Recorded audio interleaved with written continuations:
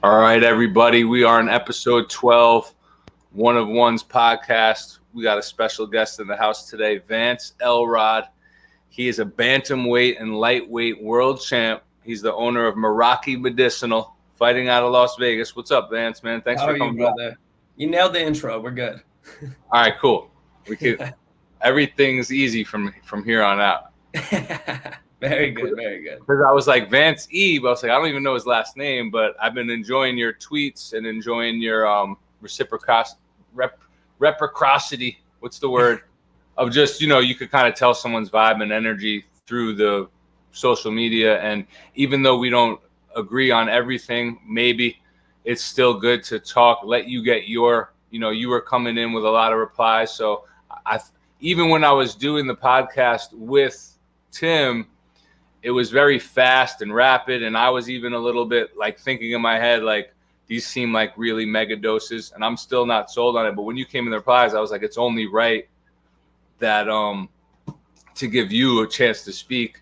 And I just have an affinity and a soft spot for fighters, for soldiers. And when you're in the fighting community, whether it's Muay Thai, Jiu-Jitsu, wrestling, Greco, whatever, there's a camaraderie there, and there's a real a respect of like, you could knock me down. It's okay. Like, I'm going to get back up. We're going to give each other a hug. Like, it's all fair in love and war, all that good stuff. So tell us a little bit about, like, I want to hear your story of like when you started fighting, how you fell in love with the game, what your journey's been, like all that kind of stuff first. Yeah, and not to skip like too far past it, but like exactly what you said, like I'm here for the conversation. Like I don't care who's right or wrong. And that's my thing with like big time health Twitter right now is like it used to be like a camaraderie, like how you were just talking about. We were all on the same team trying to figure out what's healthy. Dude, it's like divided now. Everybody's arguing amongst each other. I'm like, yo, like in my head, I'm like, even if we don't agree, we're on the same team. Like we're guys who are health conscious, trying to become the best versions of ourselves. The way we get up the mountain doesn't have to be the same, but like we're not on different teams here. So that's like my big thing is like I'm getting blocked a lot and like people aren't having conversations with me. I'm like, what's the point? I'm never overcritical. I don't attack people. Like maybe we have some fun on the internet, but it's easier just to converse about it, get to the bottom line. We're going to both learn from it. We're going to remove a lot of our ignorance on either side, and then we're going to both be better for it. So that's my whole thing with it. But yeah, fighting, honestly, like fighting, I started over 10 years ago in Vegas. My first fight was when I was 19, fought a 32-year-old as an amateur, fell in love with it. I was doing jiu-jitsu for a few years before that, did taekwondo as a kid. I was getting in a ton of street scuffles. Like it's just always been a part of me. And then the relation that fighting has carried over into my whole life, into business, into the way I carry myself was like, it's just so profound. You know what I mean? And I think I just tweeted it like a couple weeks ago. I was like, 10 of the biggest or 5 of the biggest lessons I learned from fighting that I've carried over into business. And like, it just is so easy to learn a lesson in fighting and have it be relatable to any area of your life. You know what I mean? And it's killer. And I love it. And I'm so grateful I spent 10 years in the gym. I do feel like I'm kind of behind some people as far as like my friends who have been drop shipping and owning businesses for like 10 years or like, they've been in the health space for over 10 years. And I'm like, all right, I got some catching up to do, but I would never give the last 10 years of my life back for what I've been doing, if that makes sense. No, well said. So what are some of those 5 tips to bring from fighting into entrepreneurship? Yeah, so like basics and advanced techniques, right, in fighting. Basics just means that there's a high probability of it working. Advanced means the low probability of it working. So when someone says they have an advanced technique, it just means it's probably not going to work that often. You know what I mean? Like it might be real specific, it might be hard to pull off. It's real cool, it's flashy, and it's better when you pull it off. But basics are what work. So it's like basics for me mean high probability of working. So like I tell people all the time, I'm a shit business owner. Like I'm not a good business owner. I just do the basics really, really well. You know what I mean? Try to have a good product, try to have 1950s customer service, never fuck anyone over, and then just market by providing as much information as possible so that people know like their perceived likelihood of outcome of the products they're getting are there and that their quality is there. And I always go high quality. I test everything, just do it right. So that's like one of them. A big one that I just said last night, I started coaching at the gym. I've been striking coaching there for a couple of weeks now. And I was like, offense will win you fights, defense wins championships. And it's kind of like in business and life. Like you can always be on the attack, or like say in business, you can always like find a good strategy to make a sale.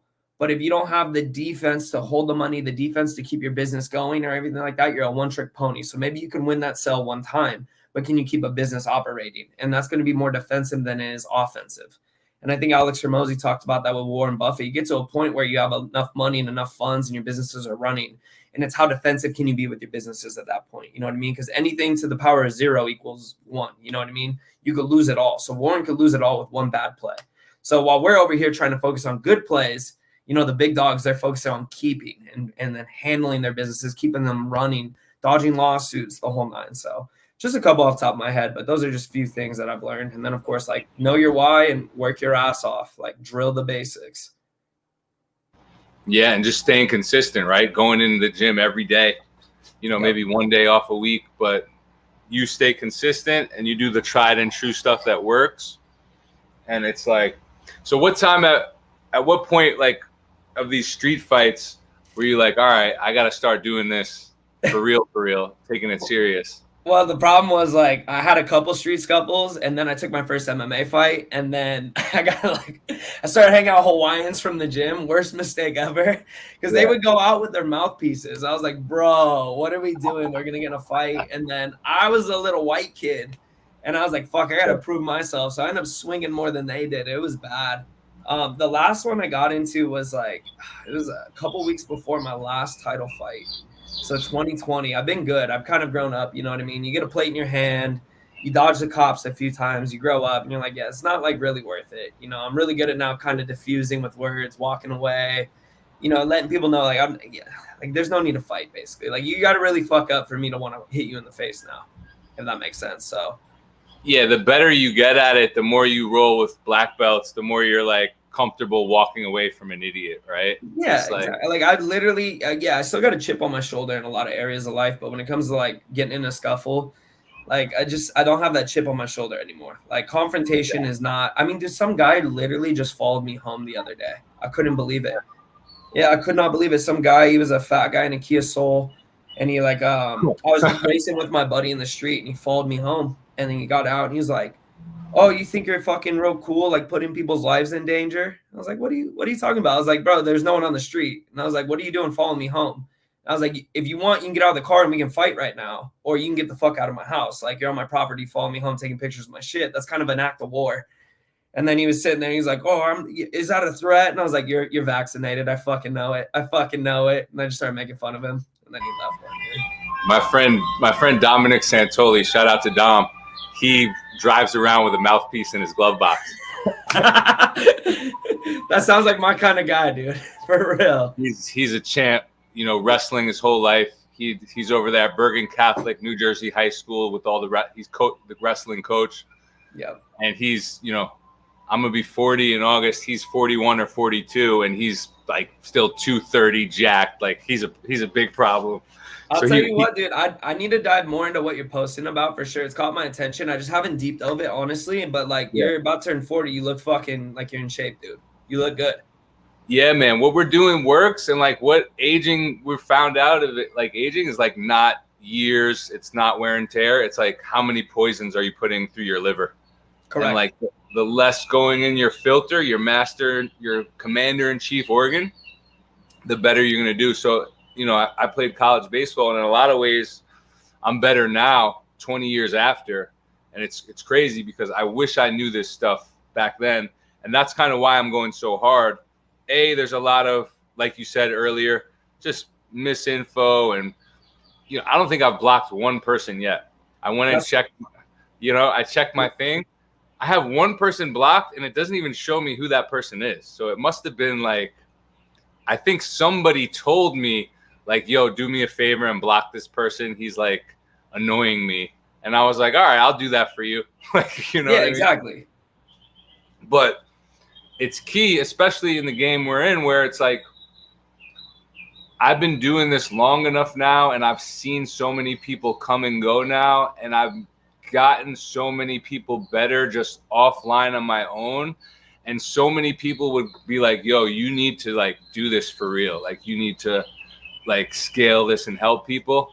And I woke up one morning after seeing like somebody post some wild advice that could potentially get someone wrecked. And I was just like, all right, or like I saw someone super successful and their advice was kind of like, that's bad advice. And like they were making thousands a month doing their coaching.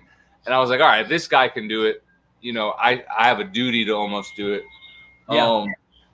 So before we get into like how you went from a fighter to entrepreneur, which I think is awesome, because I don't know if I told you, so my buddy, so I worked at the White House under President Trump. Yeah, I got to ask you about that. That's wild.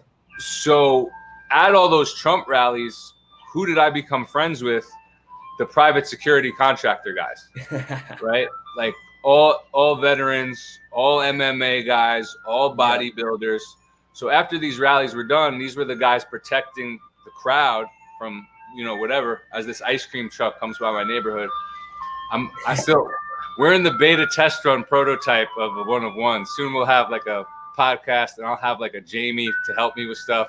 But I still have really no idea what I'm doing. Bro, ready, fire, aim. I didn't read the book. I read the title. Start doing shit. Aim after. Yeah. Just fucking get it done. Yeah. Yeah. Mm-hmm. That's guys out there and girls listening. Like, just content is king. Just put stuff out. Like, I forgot to put my t-shirt on. I just did like a tweet. I realized it was 2:30. Just hit record. Yeah. So what was I saying? So security. Yeah. So my buddy Bobby Huggins, I hope he doesn't get mad at me for telling his name. He's got a private security company now on his own. He does a lot of the UFC fights, and he brings me as like a consultant. Yeah. So I got to go ringside to the Miami fight, and fuck yeah, I was there. Yeah. So yeah, next time. So I'll be doing a lot of other Florida fights. I'll be in Vegas next month. Come say what's up to you. Yep. But I just love being in those rooms, and I love training jiu-jitsu. I go to Gracie Barra. I go to Gracie Barra down here in Boca Raton, Florida, and I went to Henzo in New York City to one of his guys, Carl. And the same thing that I do with nutrition and health, where I just go down rabbit holes, I did the same thing with jiu-jitsu. Yeah. I was like, all right, who's the best ever? Let me read about them and study them. And then I found this guy, Harry Atkins. Yeah. He was the only black belt he was the first black belt under, who's the book Breathe? Dude, Hickson. It's the Gracie brother. It's not. Hickson. Yeah, Hickson. It's Helio, Hoist, Hickson, Henzo. You know what I mean? Yeah. So Hickson was considered one of the best because I think, correct me if I'm wrong, they put Hickson out first because he was smaller and they wanted to show like that jiu-jitsu could work for any size. Yeah. So I went straight to Hickson, and then I found that guy Harry Akins, my friend Nedick, rest in peace, Nedick, showed me. And I just started binge watching his YouTube. And like as a white belt, I was doing really good against like purple belts, brown belts. Obviously, I'm really big and strong. That helps. But just his YouTube channel, people were like, dude, have you done this before? And I was like, nah, I just nerded out on like a bunch of fucking content. Yep. Bro, we have the mirror neurons. Like the monkey see, monkey do's real. So like a lot of my guys, or anytime I tell like my team, I'm like, bro, you have to watch film. And like we had a kid named YouTube in my first jiu-jitsu gym ever because he walked in and he hit a flying armbar. And we're like, where'd you train at? He's like, I've never trained, I only watch YouTube. I was like, shut the fuck up. Yeah. We called him YouTube because he would watch YouTube, come in and hit it. And it's like, bro, those mirror neurons are real. We can learn just from watching. It's so fucking truth. So, yeah, man. It is. So bantamweight and also lightweight. Yeah. So when's your next fight? What are you fighting at next? Are you fighting next? Like, how do you manage the weight and the fluctuations? What do you like to fight at? What do you walk around at? Like, tell me that. That's so interesting to me. Yeah, so I fought at 135, which is bantamweight, my whole career. And then my last amateur fight, they ran me hey, do you want to fight at featherweight, which is 1 up?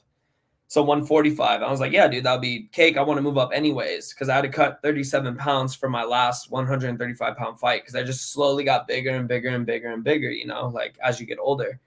And it's still to this day one of the hardest things I've ever done in my life. Like literally changed me, that weight cut. It was just so fucking, I've never suffered so bad in my life. And like one of the coolest things I like to do would like listen to I forget the doctor's name, but he was a survivor in the Holocaust and he wrote about the Holocaust experience.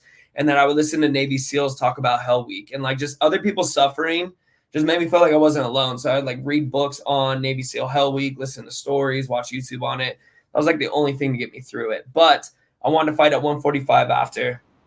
They were like, oh, the guy's, you know, he just has trouble making weight. We'll fight at 155. I was like, cool.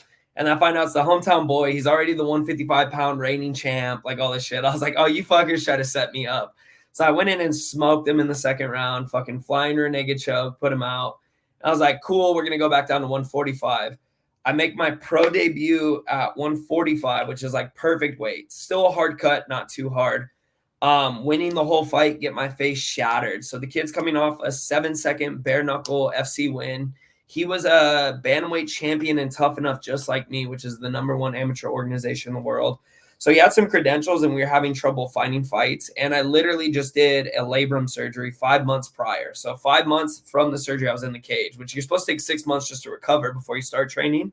But like we were just dialed in, you know what I mean? So I did everything right. My recovery is going quick. I still rushed the fight. Shouldn't have done that, hindsight, but whatever.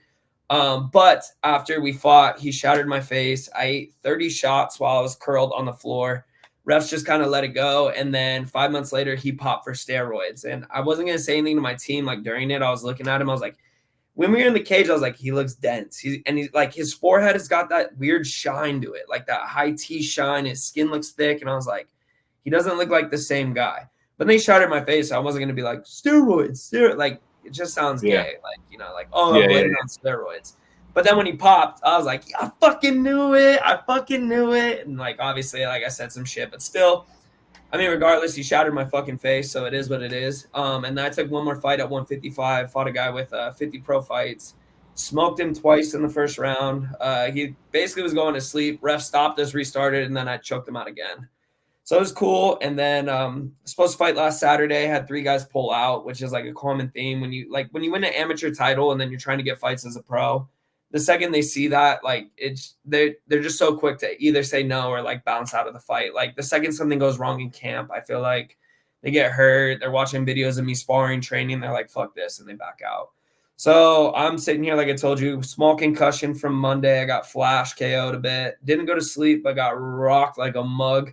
So I'm going to take a few weeks, maybe a month off sparring. And then honestly, I'm so dived in with my business right now. I'm coaching at the gym I'm at also 2 days a week and like helping the boys, traveling a lot with my business partners. I think I'll probably fight maybe closer to winter. Just give myself some time to get some work done, settle down, and then I could just focus for 6 to 8 weeks on a camp because it's kind of hard to fight when you're like, you know, you're juggling a ton. Yeah. So what do you do for upkeep and maintenance until you get into a camp? Are you going to like train it all? Obviously you're going to rest right now, but like, what do you do? What do you do? Like I still train 6 days a week, 7 days a week, no matter what. Yeah. So I'll still like literally have no fight coming up. And I was in sparring Monday, like big gloves going hard. That's how I got a concussion. So obviously not the smartest, but it's a lot more smart work upkeep. And then dude, I love lifting. Like I like lifting. I like being strong. I love like pushing my endurance. Like I actually love being in shape. I feel insecure when I'm out of shape. When I'm out of shape, I feel like I'm like a victim in the street. I don't know how to explain it. Like I can't be out of shape. I cannot get fat. I cannot fucking feel like I can't go more than 5 minutes boxing.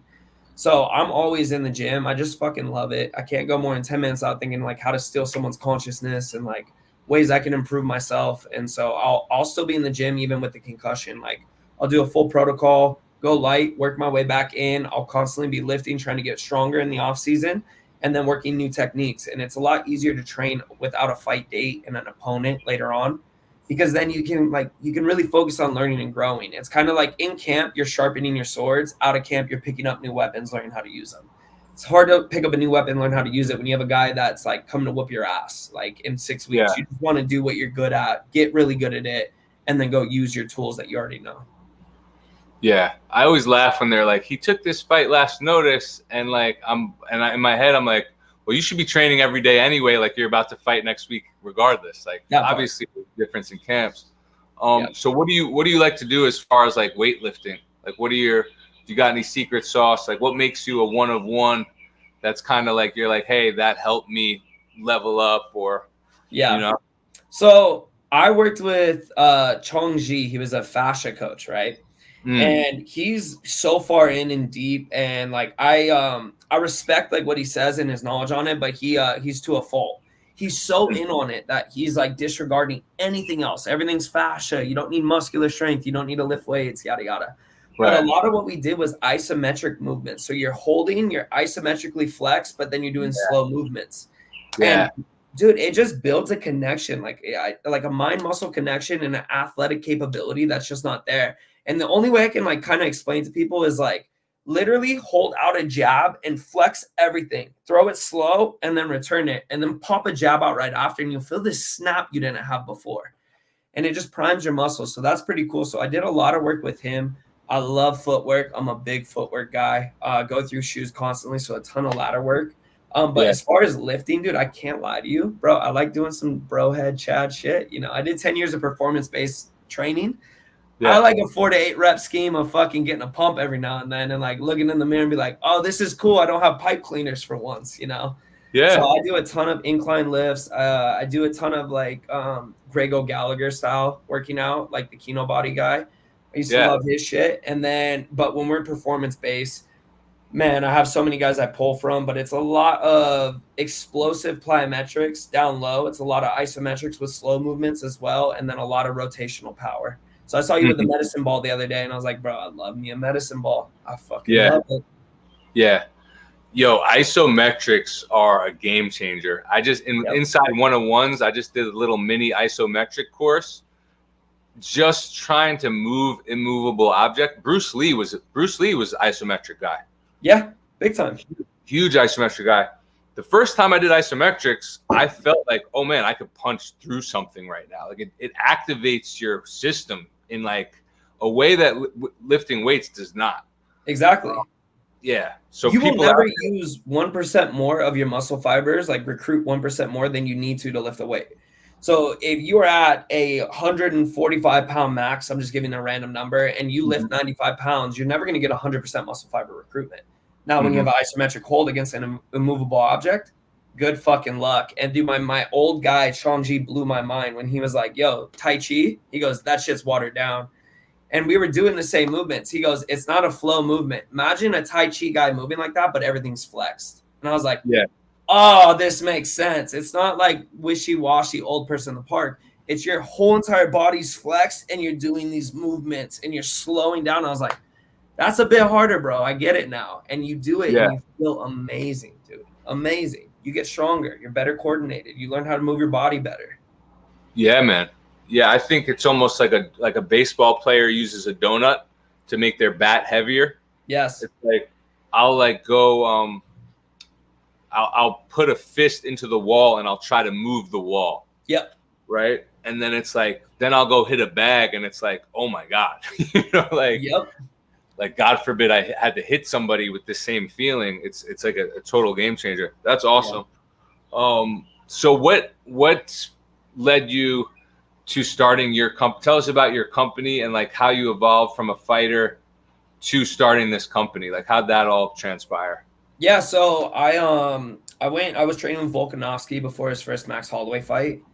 And I had this breakthrough moment where I asked Volk, I was like, man, like you're getting the title shot. Like, how much are you getting paid? And he told me, and I was like, I sat there in Australia. I was like, yo, I'm literally taking a month off work to train in Australia with the champ right now. And like, this is the end goal that I might get. I was like, that's kind of fucked. Like, I don't want to do this. What? And then I went through this whole metamorphosis, like realizing like, oh, what prize fighting really is. This is not martial arts. It's prize fighting. And it's not like the fighter's not getting paid and you're actually a business and you're just collaborating with the UFC and you're using their brand. Like I got this like flash course in business because I was living it and it just hit me. I was like, shit, I need to start a business. So I was actually going to start a performance supplementation company. And like, you know, we were starting with a pre-workout and I really wanted to like hone in because I was getting into the esoteric. I was starting to get on Twitter and I was just learning like how citric acid actually comes from fucking black mold and like all the bullshit. And I was like, all right, I want to make like a heavy hitting pre-workout that I would take and just products that I would take and then replicate them, explain to people why I would take it, use that as my marketing, and try to like just find other sources of income. I didn't want it to be anything big or special in the beginning. I really thought I was just making a good plan B for me after fighting. So I have that fight I'm telling you about, I get my face shattered. Worst concussion in my life. I've spoke about this like heavily, like literally 30 shots while I'm curled. My face is already shattered 3 ways. The fat from my eye had fallen. The ref let it go. Like they were letting every fight go like this too. So I wasn't the only one who walked out with brain damage that day. And I'm just sitting there with my head rallying. I remember at one point I was like, dude, like he might let me fucking die. Like this is crazy. I'm like, this is an ass whooping. And I remember just sitting there and like the whole cage spinning. And I fucking wasn't supposed to fly home, and rest in peace. But our cousin Johnny was fucking in the hospital and he passed on our flight home, but we were trying to see him before he went. And it was a whole fuck situation. I just remember landing in Vegas and I went from like a 10 out of 10 concussion to 11 out of 10. I was like fucking depressed, but not sad, just depressed because I'm having this energy crisis in my brain. I'm spinning anytime I turn my head. You know, it's like I'm irritable. I can't think linearly. I can't articulate myself. Like I can't fucking do anything. I just feel like so compromised as a human being. I was just fucking tore up. But I've been a researcher my whole life, and I've always wanted to increase my performance. So I had a bunch of concussion protocol notes scattered. So I sat down one day. It was like 2 or 3 days after we got home, and I put together all my notes and like did like a 7-hour stint, which I always joke about. Like I basically wrote a concussion ebook, Concussed, which was hilarious. And I sent my notes off to my buddy.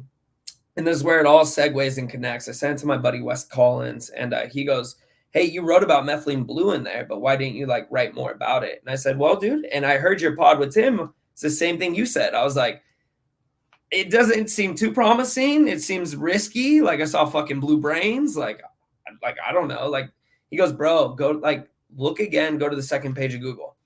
And I started to sit the research. I went to Reddit, saw what people were doing with it anecdotally. And I just did a long stint of research. And if I was not concussed and I was not compromised, I would not have fucked with it because I'm a big natural guy. I don't like synthetic compounds. Okay. This is a 100% man-made compound. Mm-hmm. But I'm so fucked up in my kitchen. I would try anything at this point. Like it was that bad. And I was like, fucking, you know, and you got this thoughts of CTE. And what if I'm never the same? What if I have Parkinson's? What if I have Alzheimer's, dementia now? Like, and I was like, fuck it. You know what? Like I'm already compromised. Let's try this shit. So it was a week later, I get it and I make it in my kitchen, and I still like the fucking story is I still don't know if I made the right dose or not because I was so fucked up. I was asking Alexa to like help me with my conversions, and I make a dose and I think it was 5 milligrams, and I do it. And like 5 to 10 minutes later, I just feel this like zing, and I'm like, like, okay, I could kind of feel like a little bit of energy, but nothing crazy. Well, I did about 2 doses a day for 2 more weeks. So we're 3 weeks post-fight, 2 weeks of being on methylene blue. And granted, I'm on a full concussion protocol. And we go to the doctor to get my hand x-rayed again to make sure that because my thumb was dislocated as well, to make sure I don't need a pin in it and that's settling. And that my eye, got another x-ray in my eye to see if we were going to put the plate in my eye because my fat had fallen, my face was shattered. We still didn't know if we needed that. And I remember being in the hospital or the doctor's office like 3 weeks later. And I'm like, brother, like I'm 95 to 99% better mentally. And I just got a concussion a few months before that. And I remember it took like 2 months of symptoms. And I'm just like, my ego's through the fucking roof. I'm like, yo, my concussion protocol worked. I'm the man. I'm so strict. I'm disciplined. I'm just going off. Like I fucking did it. Like I know how to heal these things now. And so I started kind of reintroducing carbs back in my diet. I stopped all the supplements, the crazy ones, but I stay on a few. I stay on creatine, Shilajit, methylene blue. And about 2 weeks go by again. And this is where I start kind of like, okay, what the fuck? So not only do I feel 100%, I'm starting to feel better than before. And I can articulate myself better. I'm so task oriented. My ADHD is like melted away. I'm just sitting down, getting work done. I don't need 2 p.m. coffee. Like my energy's through the roof. I have some like clinical OCD that is like melted away. It's still there, but it's not in control. And I'm not talking like cleanliness. I'm talking like legit. If you name a letter in the alphabet, like V, 22nd letter, P, the 16th letter of the alphabet, it's because my brain's always counting with like food or things that I'm doing. And I'm adding up these weird math equations and deciding whether or not I can do it that day. And when my OCD is bad, before I knew about glutamate and GABA receptors and trying methylene blue and stress and like a ton of other things, it would control the shit out of me. And I would make these weird, illogical, schizophrenic fucking decisions basically off OCD. And it got bad when like my girlfriend at the time like caught me doing shit. She was like, why are you tapping that? And I was like, oh, I'm not. And she's like, why? And I had to have a moment with her where I was like, yo, I got to tell you some shit. And my grandma used to count. My dad talks about like counting and shit. I was like, I don't know if it's genetic or what, but like I got a little bit of OCD and like how to have that combo. So, but yeah, the like 4 weeks post methylene blue, OCD's melted away a little bit. And I'm like, holy shit. I don't think it was my concussion protocol. I think it was this fucking fish tank cleaner that's like helping me. And then that's when I really, really, really deep dove it. Started doing my research and getting so deep into it and reading Mark Sloan's book and listening to doctors talk about it on YouTube, reading the anecdotal reports. And I was like, I need to fucking get this out there. And I understood like the FDA legality behind it and like the loopholes I was going to have to go through. But like I needed people to try. And so that's basically the start of my company. That's awesome, man. Yeah. Shoot, I've had a few concussions, and I had one. I think the last one I had the same thing: the vertigo, the spinning. I'd wake up and I'd almost fall down. Yeah. You know, trying to look. It's still happening. I can't find words. I'm still concussed. So that's cool. Why are people scared of this thing? What's the dosage? Like, let's talk about Tim Truth on my thing where it seemed like all these studies were like mega dose and like, you know, so let's talk about like, give us the breakdown, like what this thing is, what's the history, what's the dosage? Yeah. Go ahead, sorry. Are you still taking it? Is it like, you know, like what? There it is. He's blue. Always, bro. Yeah. Yeah. So I'll start with like basically I've been on it for 24 months now. I take breaks. Let me just give you a quick stance on my thing with it still to this day. And I am the owner of Meraki Medicinal. I own it. We are a methylene blue based company. We are now adding products outside of methylene blue. Like we just added black seed oil. Like I love natural. I fucking love natural. But I did come to the point where I'm like, and I understand the way methylene blue works and we'll dive into it, but like there are a fuck ton of man-made problems that we encounter every day. And this is, God forbid, like this is a man-made solution to a lot of them. I don't think it should be taken long-term. I don't think it should be taken high dose. I don't think it should be mixed with any medications. And I tell people anytime they ask me questions, like you should go see my replies. I don't just like try to blanket people into a category and say, you should take this. I tell a lot of people it's not worth it. The risk and the reward's not worth it. Do I think there's a high risk with methylene blue? I'm just going to be fucking authentic now. Like literally where are the deaths? We don't have deaths. We have a long history of a compound and we don't have deaths. We don't have autopsies of the blue brains we talked about. Everyone in World War I had to take it. It was our go-to malaria medication for a long time. Where are the cancer cases? Where are the deaths? Where are all the complications later on in life? And I know it could be hard to find, but when you start to deep dive in, you start to understand how it actually works in the body a little bit more, the amount of like the dosing and what it would take to do certain things in the body. That's where you kind of get a very, very educated clue on, oh, okay, it's not too bad. But Tim the Truth did bring up some good points and I want to like go over them, you know, and it would be awesome if he was here too, because we go back and forth, not in a debate way. We would have a conversation, like I said. But the biggest one that he brought up that I always, are you still there? Yeah. Okay, I got you. Just as long as you're there. Recording going to be good? I can't hear you. See, they're coming for me, bro. Here I am. You guys think I'm on the bad side. They're coming for me. You can hear me now, right? Yeah, I can hear you now. It's too hot. The camera went off again. Switching to this. This is fine. Hey, okay, I got you. Before you keep going, I just want to commend you for and major respect for kind of giving people a disclaimer and being like, yo, this isn't for everyone. Yeah. Look, I think that's a major flaw on like these liver guys where I'm like, hey, you can't just come out and be like, this is 100. If you have 80% of your clientele is happy, that's a huge win, right? You said that in the pod, and I was like, 100%. I agree with that. Yes. I want to commend you for that. So yeah, keep going. And maybe we will get, if Tim wants to come on, maybe we can do that. I'm fine with that. Oh, he's got to unblock me first. And then we have a conversation. That's all. You're already up. You're already up. Plus, you already got a point now. I'll take it. So the big one he brought up was the pregnancy thing. Now, even though those are macro doses, I don't ever recommend taking it while you're pregnant or while you are breastfeeding. Breastfeeding is a little less risk, but still I would never like recommend a baby needing methylene blue. Methylene blue is an antioxidant for the mitochondria. It can induce mitophagy, which is like mitochondrial repair. Kids most of the time have great mitochondrial like efficiency. They have great cellular respiration function. You can argue autism, maybe there might be an energy crisis and like it could have a role in it, but there's not enough autism research for me to sit here and go, yeah, we should try it. I think we need more research. We need more experiments with it to see what's going on with that. Mark Sloan, the owner of the Methylene Blue book, he'll tell you different. But when I read Mark Sloan's book or I listen to it, he's biased. He loves methylene blue. He's a little biased towards it. I don't like to be biased towards it. I love it, but at the end of the day, I want truth. I don't want this compound to work. I don't care if it works. If I find out it doesn't work, I'm not fucking taking it anymore. You'll get a big apology, and Meraki will not sell methylene blue. If we find out like, hey, it's not good. Now, I'm very confident in it just from the research I've done, but I never put a stake in the ground. I'm never sitting on it. So with that being said, though, yeah, I've done 24 months of methylene blue. But he brought up the pregnancy thing. Anytime it's not 100% safe when you're talking about carrying a baby in your womb, something that you're going to give life to, don't risk it. There's no need for you to take methylene blue ever if you have a baby in the womb. Why would you need to? What are you optimizing for? You're pregnant. Get nutrients to the baby. It doesn't make sense to me. So whether or not the studies were too high dose or not, no, don't mix it when you're pregnant. No need for that. The second thing is sperm motility.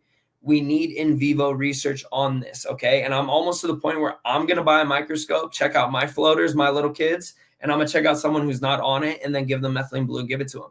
In vitro, you put methylene blue on sperm. I mean, you got to think like that would be a heavy dose to hit them with sperm, and it shows it like it slows them down.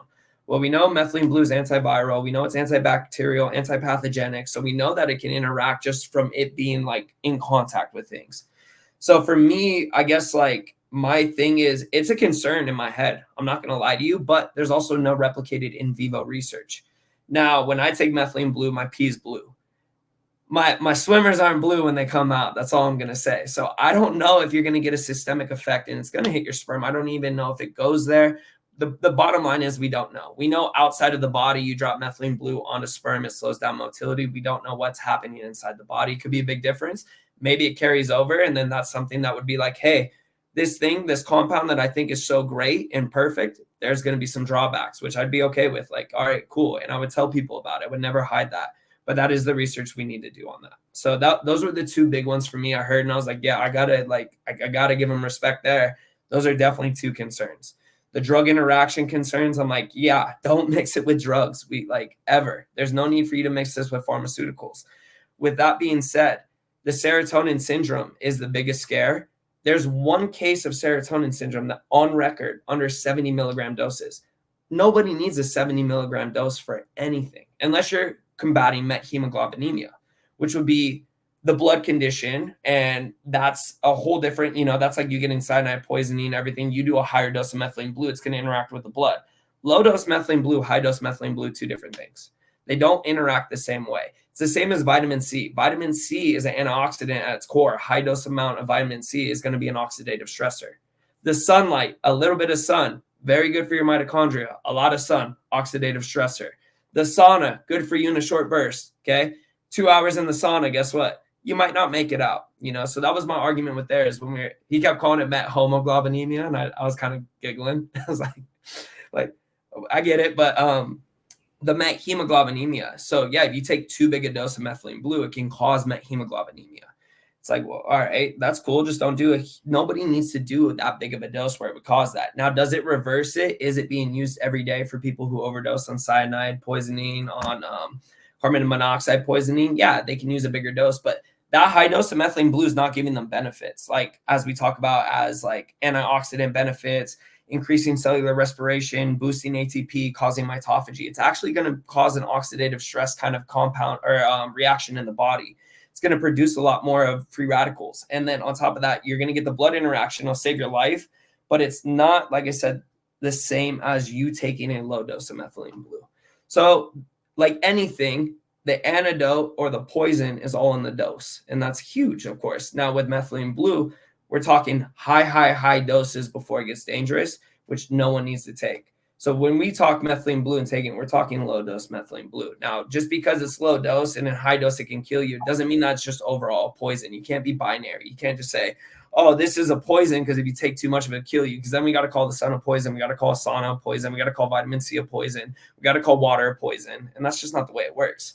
So that was my other gripe with that too. And I would love to get in like how methylene blue works when you take a low dose of methylene blue in the body and what it does and the research we have and why I can look at like my tweet I have here and have 80 papers all showing it's neuroprotective. It's not causing brain damage. It's actually increasing neurogenesis. It's increasing neural pathways. It's actually protecting the brain if you go into stroke or if you have an aneurysm or if you have a traumatic brain injury, and it's helping repair your brain, and it's fixing energy crises in the body with mitochondria. And, you know, I would love to deep dive into all that.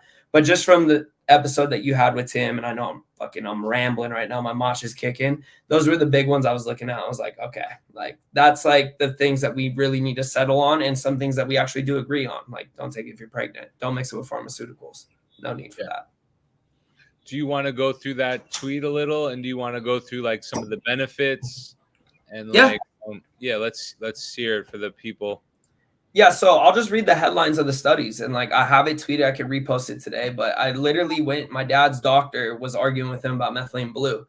He goes, methylene blue doesn't do what your son says it does. And I was like, oh, really, motherfucker? Okay, so I went in and I just started like going and listing all the studies that we have of low dose methylene blue.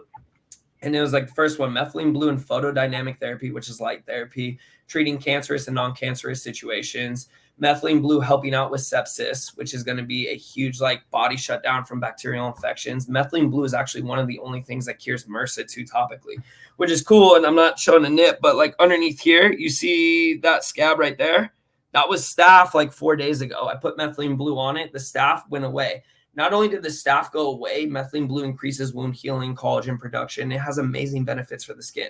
I don't know one poison that you put on your skin and actually repairs your skin faster and helps with UV protection than anything else in the world. You know, if you put a poison on your skin, it's probably not going to get skin benefits. Like, oh, I guess you could argue Botox, but you know, that's a whole different thing. So now we'll go back into here. Methylene blue enhances resting state functionality of the brain's neural connections. Methylene blue treating cerebral hypofusion, a risk factor for Alzheimer's. Methylene blue in liver cirrhosis.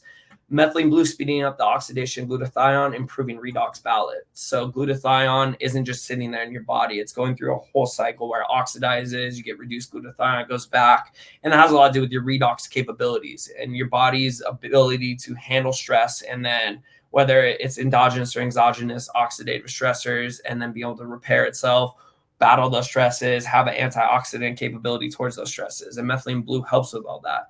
And then we go into the topical anti-aging effects, the topical protection against UV, decreasing reactive oxidant species, promoting longevity, increasing the NFRH2 genes, the anti-aging genes, showing signs of neuroprotection, improving memory, neuroprotection.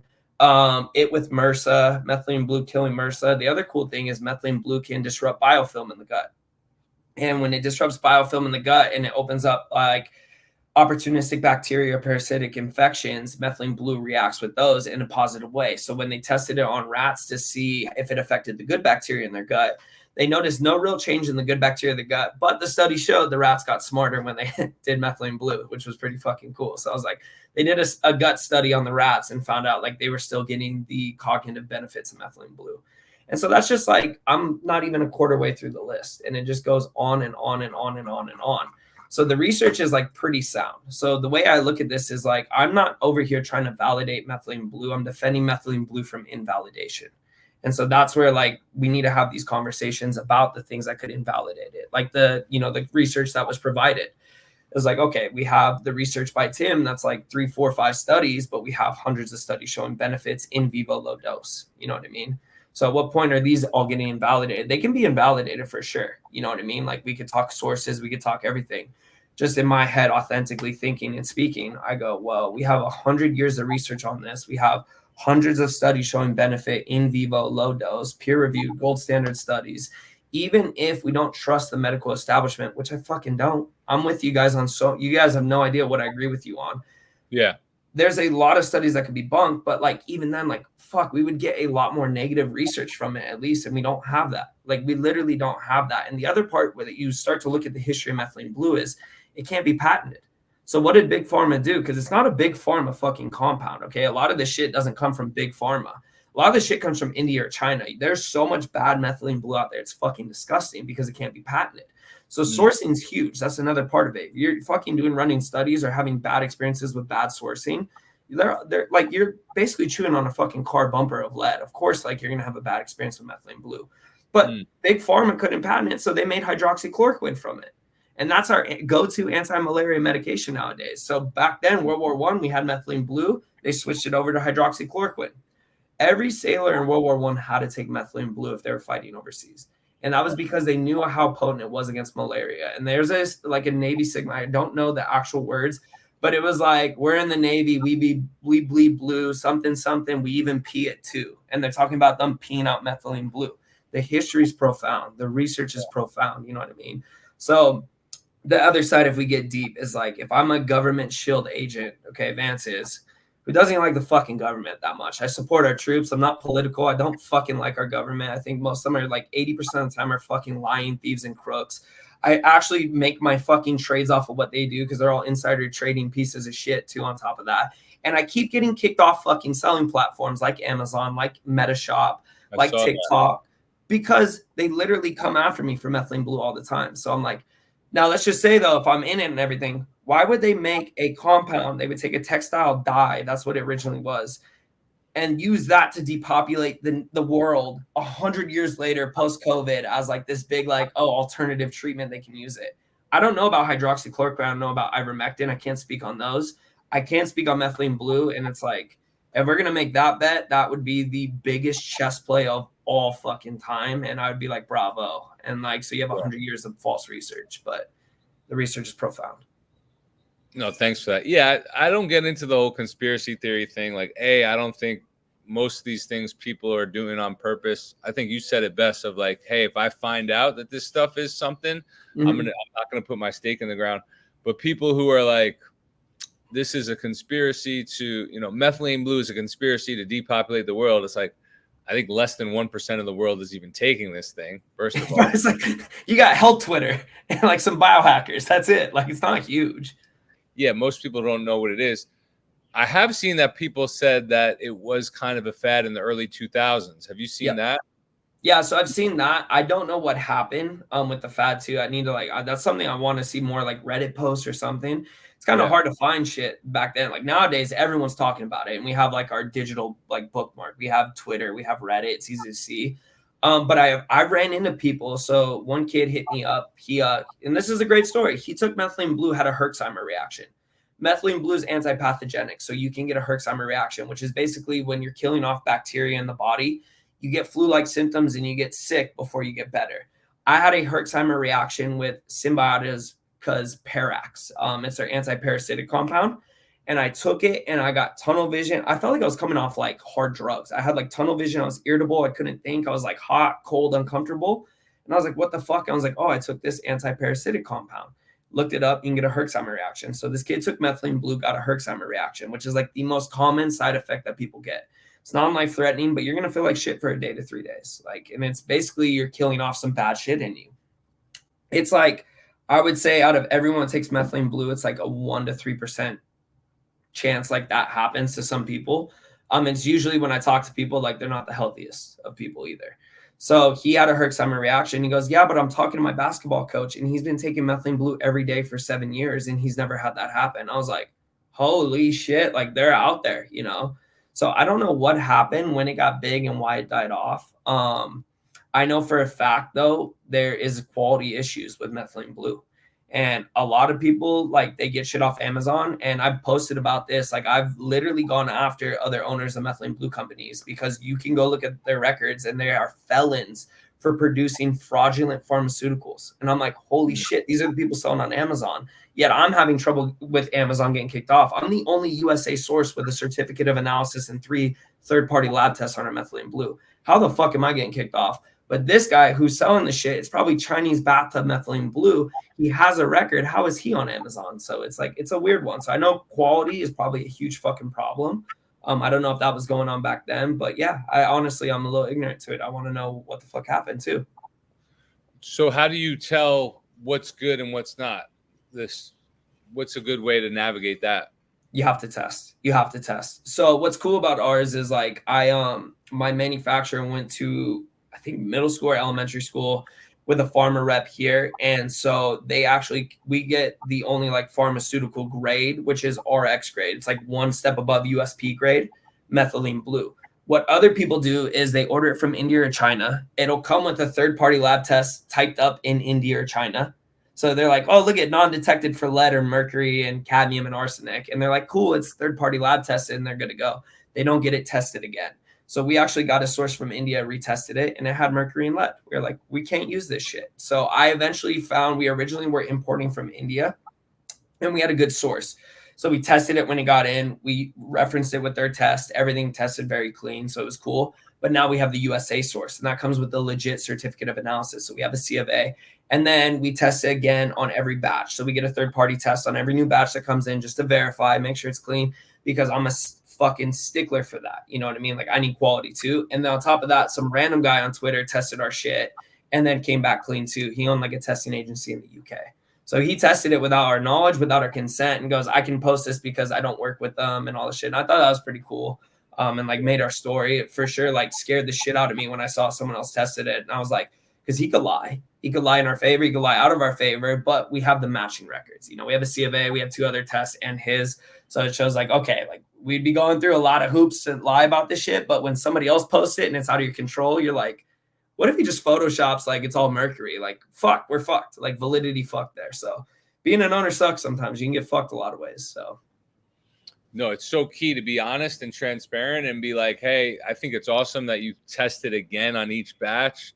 And that's the problem with the supplement game right now, is that there's regulators, but there's no like cops, and like nobody wants to be a cop, which I get. You know, no one wants to be like a snitch, but we're talking about humans' lives, and we're talking about something that's gotten a little bit off the rails. So like we need more honest third-party guys like that. But as an owner, it is super, scary that anyone can say anything or do anything. And why these disclaimers are so clutch and so key. So so you have you have 2 products, you have more than 2, but the second one's black seed oil? So our second product was actually topical. So I wanted to make a tallow balm literally because I just like making products I use, but I wasn't even thinking selling it. I want to make a tallow balm. And 2 days before that, I was doing research on methylene blue, and I saw how they were using it for UV protection and coral reefs. And then I saw what it does in the skin. Improves wound healing, collagen production, increases NFR2, the anti-aging genes. Like basically what it does in the body, it does really good on the skin too topically, but I don't want a fucking blue arm, So I was like, all right. And then I was just like, had this moment, 90 things going on. I'm like, I'm going to make a tallow balm so I don't have to pay $60 a bottle for tallow balm because everyone's ripping people off with it. I'll make my own, save my money. Boom. I was in the hallway and I was like, why don't I make a methylene blue fucking tallow balm? And I was like, oh shit. A week later, we were selling it. Like I told you, like I like ready, fire, aim. I don't figure shit out. We just go. So I made a batch. Luckily, the first batch was so killer. That's the same recipe we use. We made like a few tweaks, but like I didn't go through like 6 years of testing before I released the product. I fucking made it, loved it, sold it. Then I think it took about 6 months before I realized how cool the product was, because like the reviews were pouring in, and like delete sunburn because the antioxidant capabilities, the methylene blue and the fatty acids from the tallow. So if you get sunburn, you put it on topically, you're not going to get a systemic effect in your body. It's going to be real local to your skin. Like you're not absorbing methylene blue. And it's a lot smaller amount that's in the tinctures.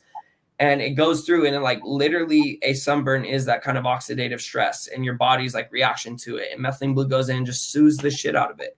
And then people are like talking about the wrinkles going away, the balm, just like best moisturizer ever, which is more so attributed to like the tallow and everything. And I think it was like like I told you, like 6 months later, and I was like, bro, I fucking killed it with this, and I should probably charge more. Like, what the? I had no idea I was sitting on gold. I thought I just whipped together a tallow balm and was like selling it, but no, it was great. And then black seed oil, I was doing research and using it for my allergies, and I go, I'm gonna find one of like the best potent sources of black seed oil in the U.S., make it organic, make it glass bottle, and sell it, because that's what I wanted, and that's what I use, and that's what we did. And it's cool, man. And like also, it's like a lot of medicinal products that are against the mainstream. So I really laugh at like when people are saying like just on Twitter, of course, and it doesn't mean shit. It's like controlled op. He's working for the fucking bad guys. I'm like, yeah, like, all right, bud. Like, whatever. Can't argue with you there. That's going to be completely subjective. Yeah, I got called a Fed 2 days ago. Someone called me a Fed because they saw that like I had worked for Trump. Yeah, and Israel. I did a few jobs for Israel. Oh, you did? At the United Nations as a teleprompter operator. Yeah. Like, I'm like, bro, if you think I'm a Fed, you obviously haven't read through my timeline, because like pretty much everything I'm suggesting could, if everyone followed my advice, like industries would go bankrupt. Yeah. Like, so, no, that's super cool with the tallow. I got staph once on my arm and my flank. Yeah. And accidentally gave it to like my 2-year-old son. Oh, that's the worst. That's the worst. Yeah, and he started. So I think I did end up getting a shot, and I ended up having to take an antibiotic for it. Yep. And I was new to the game and didn't realize, like, I got a small cut on my arm and a small cut on my side rolling, and went home, showered, and I should have known right away it had a different type of sting to it. Yep. Right? It stung, and then it just wasn't getting better. Yep. And then it started to get worse. And then my boy looked at it. I was like, yo, and he was like, oh, dude, you have staph. Like, that's infected. Yeah. And then I went to the hospital, and they were like, so I could have used some kind of salve. Or it's interesting if and that was back in the day when I was a little more toxic. Now that hasn't happened since. And I do a different protocol. And the place I was rolling at was like dirty. They would roll the mats before and after. It was like a multifunctional space that like was also used for yoga and weightlifting. So the mats weren't, when you roll a mat up before and after, that's not a good look either. Yeah, dude. You're getting the dirt from the bottom rolled straight to the top of the mat too. So it's like if they wore shoes on there and you don't Clorox that bitch or clean it before, you're rolling around with dirty shoes, sweat. Like there's it's a cesspool. Yeah, it was like what made this spot great. The average Joe's vibe also made it dangerous. Yes. Yeah, 100%. So what do you what advice do you have for like young fighters coming up, young entrepreneurs coming up? What do you like if you have a son, I don't know if you do already, like are you going to put them, what martial art would you choose for them? They're going to wrestle. They're going to fuck around. My nephew, I argue with my sister all day. I'm like, yo, get his ass in wrestling. He doesn't have a choice, And she's like, he doesn't enjoy it. And I'm like, yeah, well, fucking so what? Like, welcome to being a man in the world. Like, you're not going to enjoy your shit.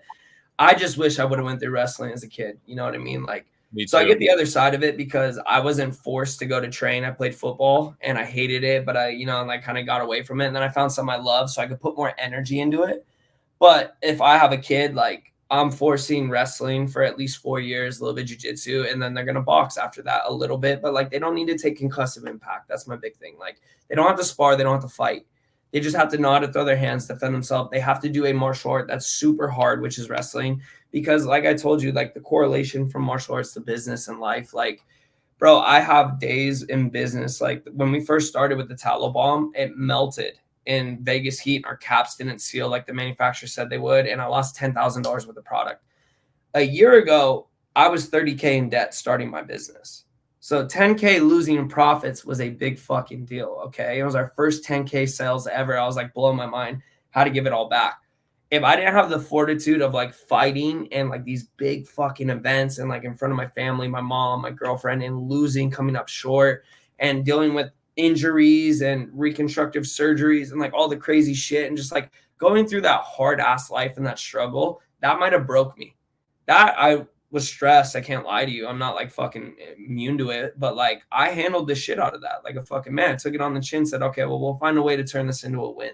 And I don't feel like I could do that if I didn't go through a hard martial art. So I would for sure, if I have a kid, they'd be getting into that. And then the second part is the first, like the big thing I would teach my kid is like basics, obviously in business, but like the big thing I've learned in business that's just like, if I could sum it all up in the last year, what I've learned is like it's X to the power of Y equals Z. And I was a math kid, so it makes sense to me. But X is your product, the quality of your product. Y is the quality of your marketing. Z is going to be your total revenue and income.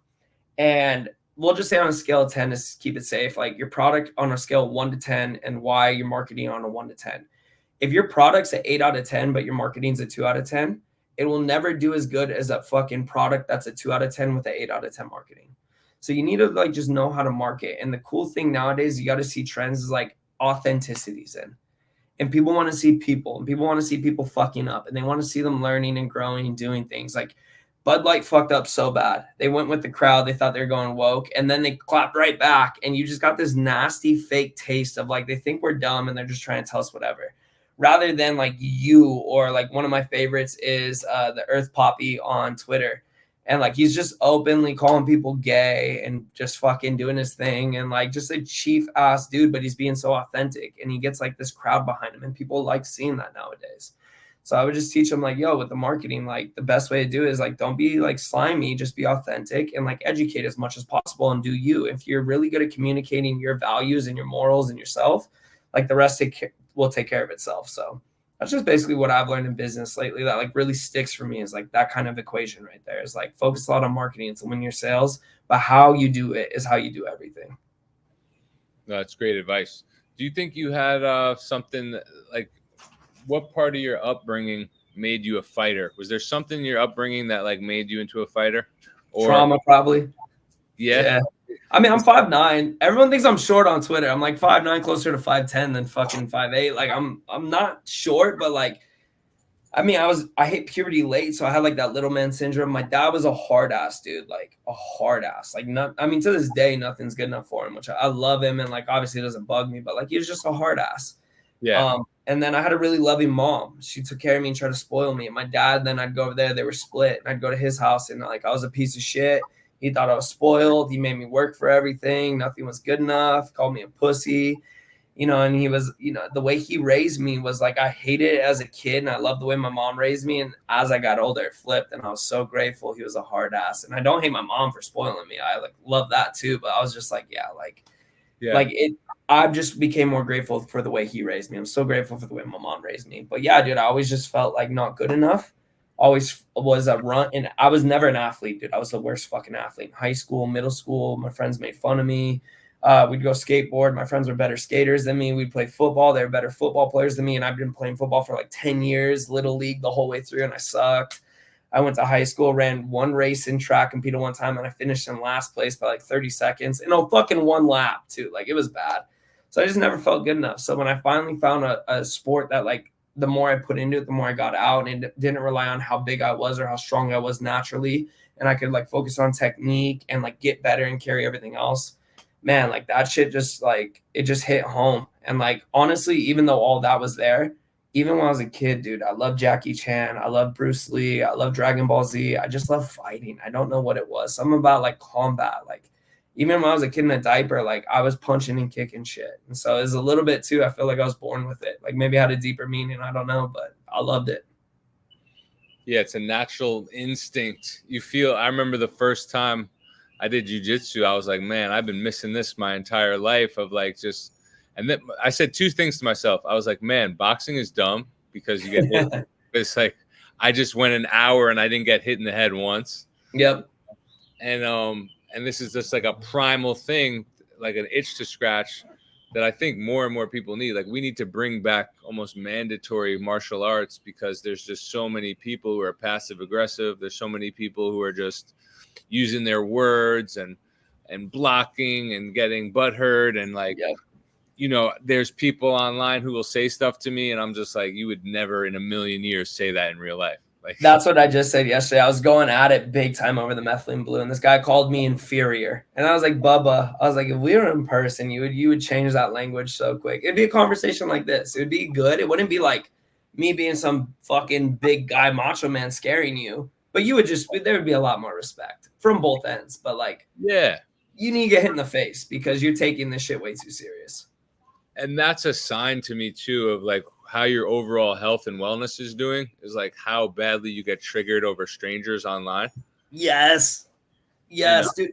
Noah talks about that. So I don't know if you know Noah Ryan. He's one of my fucking best friends now.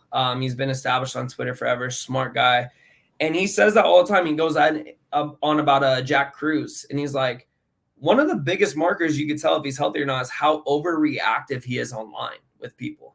And exactly what you just said too. And like, dude, the guys who like freak the fuck out and they're like so unstable and like always upset about something, it's like, you're not healthy, bro. If you were healthy, you'd be feeling good. That's it. And that's coming back to the liver and the anger and the irritability and the, it's like, I've been working with a few fighters now, like one-on-one coaching. And I really want to like, my goal now, like I'm getting really good at getting people better, but now I want to bring like good athletes and great athletes to like the elite level. Yeah. And one of the things with cleaning up the liver is you get so much more calm and stoic and no anxiety. And it helps that battle that you spoke of building your own business, being in front of a crowd, having to go fight in the octagon in front of a crowd is like probably one of the most anxiety-ridden things a human can do right now, Yep. What do you think about this slap tournament, this slap thing? The CTE for free? It's crazy, right?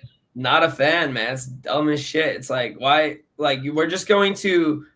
The cool thing about fighting is the better you get, the less damage you take, right? It's high-speed problem solving with dire physical consequences. Well, the dire physical consequences without any high-speed problem solving is fucking slap boxing. It's for stupid. It's like, and you're smacking. Like, at least if I did it, fucking, I'm doing fist boxing. Like, you get a shot, knuckles, and then you knuckle me, and we're gonna knuckle each other back at least. Like, to at least get a little fucking Irish with it. You know what I mean? Like, what are we smacking for? It's so dumb. I hate it. I think it's dumb. Yeah, it's a little bit worrisome. It's like, God forbid the children start doing it. And you're right. It's like the whole point of fighting is to be a technician and defense and a skill set. And this is like, yo, just give all you can for one blow to my face. And it's like, damn, man. Yeah. It's a sign of the times. That part. It's a true sign of the times. So where do you think this is all going with UFC and MMA? And how old are you now? 30.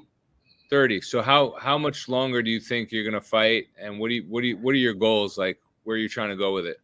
Brother, it's been a hard question for the last year. So I just talked to the matchmakers and my coach and everything. They said, stop looking for the summer. I got too much going on, and I respect the game too much to try to step in with one foot in and not both feet, I'll just like, even, dude, I went out last weekend. We had family in town. I traveled the week before. I come to sparring Monday, get a concussion. Like, you will pay in this game. This is a ruthless fucking game. So I respect that. If I don't come back and want to go all in and give it 100% of my focus, I'm not going to fight again. But I truly believe by August, I'm going to be an angry cunt and flipping shit and be like, I need a fight. And I'll probably fight some more, So I want to fight until I'm like 34, 36, God willing, my head's good. Everything's good. And I truly believe with like the research I've done, I know how to mitigate so much of the damage on the brain. And like, I mean, even just long-term fasting and what it does for your brain is amazing. Like, I'm doing a 3-day fast every now and then for the BDNF and like putting your body through that kind of stress. Anecdotally, it's the best my brain's ever felt is after a long, like 2-3 day fast, and I don't do them often at all. I don't like fasting a lot, but that's for sure. Like, the way I would go about it is like mitigating a lot of damage with fasting, causing the autophagy and the mitophagy in the brain, and then doing, methylene blue, which I know you're not sold on, but that's all right. Eventually one day I'll get you there. And but just things like that, just things I've learned. So as long as I feel healthy and good, I'll keep fighting. I will train forever and do martial arts forever, but to prize fight is not the same as martial arts. Like, it's a dirty business. Yeah, no, for real. So I remember you saying you were into numbers and stuff. So when's your birthday? 9/22/93. Damn, I have written down here 22. I was gonna just guess. I don't know if it's online. So okay. One of the things I'm into is numerology and Chinese astrology, and 22 when you started to say everything was numbers, I was going to tell you were born on the 22nd because there's 22 bones in the skull. Oh shit, really? People who are born under 22 energy have that master number energy where they could hear voices, hear numbers, see numbers. So okay, I mean, it goes right on. What I usually tell people is like, knowing that is more than half the battle, where like you don't have to be as freaked out about it. Yeah. And then 22 are also the bodybuilders with really strong bodies, some of the top women. Dude, shut the fuck up, and I'm not bullshitting you right now. 22, so the numbers all mean something in my OCD, right? Yeah. It goes full schizo, but 22 is always my bodybuilding number. That's what I always pictured bodybuilders. No one's ever told me that. I've never seen a numerology chart. I don't like to follow the charts off Google. I just like to kind of be like, all right, what does it mean to me? Like 6 is a number of like ego, pride, learning. 8 is a number of doing too much of something, like an overabundance. Like I tell you all the numbers, what they mean, but 22 is always a bodybuilder number. Like I always think of fucking Ronnie Coleman, C-Bum. Wow. Wait, so what's your birthday? 6/22? 9/22/93. 9/22/93. So you are 9 plus 22 plus 1 plus 9 plus 9 plus 3. You're an 8 life path. Okay. Because 9 plus 22 plus 1 plus 9 plus 9 plus 3. And then you're year of the rooster, 1993. Yep. Mm-hmm. Rooster, the cockfighter. So the 8 is the overabundance, too much cock. And so they're well, whatever the fuck that means, pause. But the roosters are the fighters, some of the best fighters. And rooster is the one sign that like doesn't get along with one another. Too many cocks in a room and start fighting. Oh, see, that makes a fucking ton of sense. So let me tell you, dude, I'm like I'm evidence-based, I'm research-based. I need to see proof. I'm a skeptic, I'm a fucking critic. I disprove all my hardest beliefs all the time. I try. And my girlfriend's super spiritual, very like tapped into that. She's just got a fucking presence about it. She's got intuition. She knows that shit. And I argued with her for years. And all I'll say is before my fight, and I don't talk about this a lot at all, but like on our hoodies, we had Meraki hoodies and I put 222 on the inside. Before my fight, I started seeing 222 nonstop. And it wasn't like, oh, like I looked for it and I saw 222 and the microwave's 222. No, like one day I saw 222 like 9 times before 10 a.m. We went to work and I had 22 likes, 2 comments on a thing. I showed my buddy Dustin. He was super spiritual and he laughed. We go into room 222 to replace a camera. We had on there was a dispensary. It was batch 222, expires 2/22. And I'm like, just like looking at all this shit. And I'm like, okay, it's getting weird. And it just kept going and going and going. And it didn't happen once. It happened every single day. And I had like screenshots, like all these fucking 222s in like every area of my life. And I have this fight. And I remember it scared me because back then I had the OCD, but I didn't believe in like spirituality shit and numbers. And I was like, you guys are all fucking crazy. And then it all happened to me. And I'm kind of like, all right, something's going on. I don't know what. And I'm rewatching my fight back. And I look at when I get my face shattered and there's 2 minutes, 22 seconds left in the round. And I was like, wow, motherfucker. And this was months after when I already started my business, started getting success in my business. And I was so scared of that number. But to me, that number means like, hey, dude, like it's going to seem like choppy waters, but the water is going to put you on the right path. Just fucking walk it. And so that's basically what I did.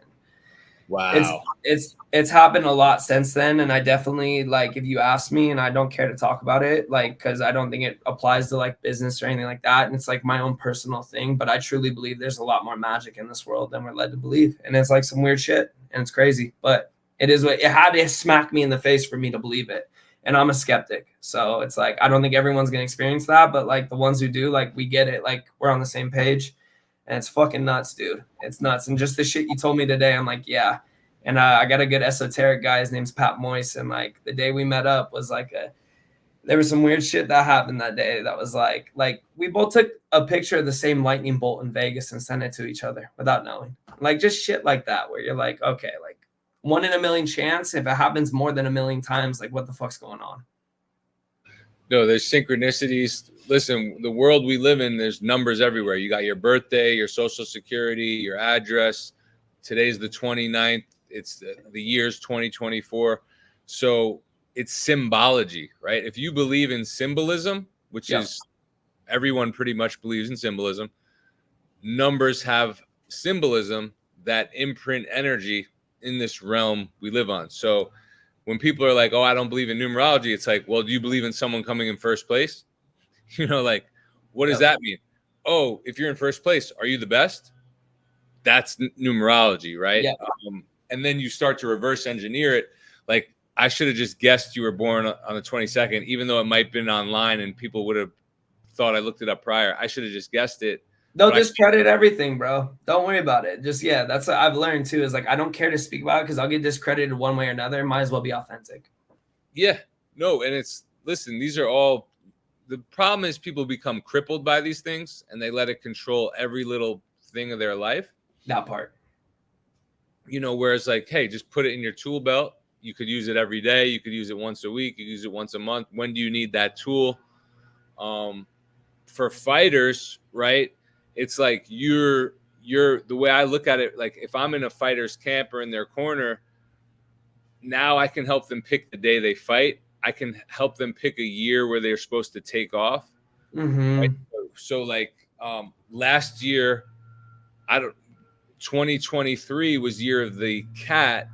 That's the enemy to the rooster. So last year might have been a bad year for you to be, getting into certain stuff. Yeah. But it all, it all depends. And it's not, like I said, it's not an end all be all. As I have.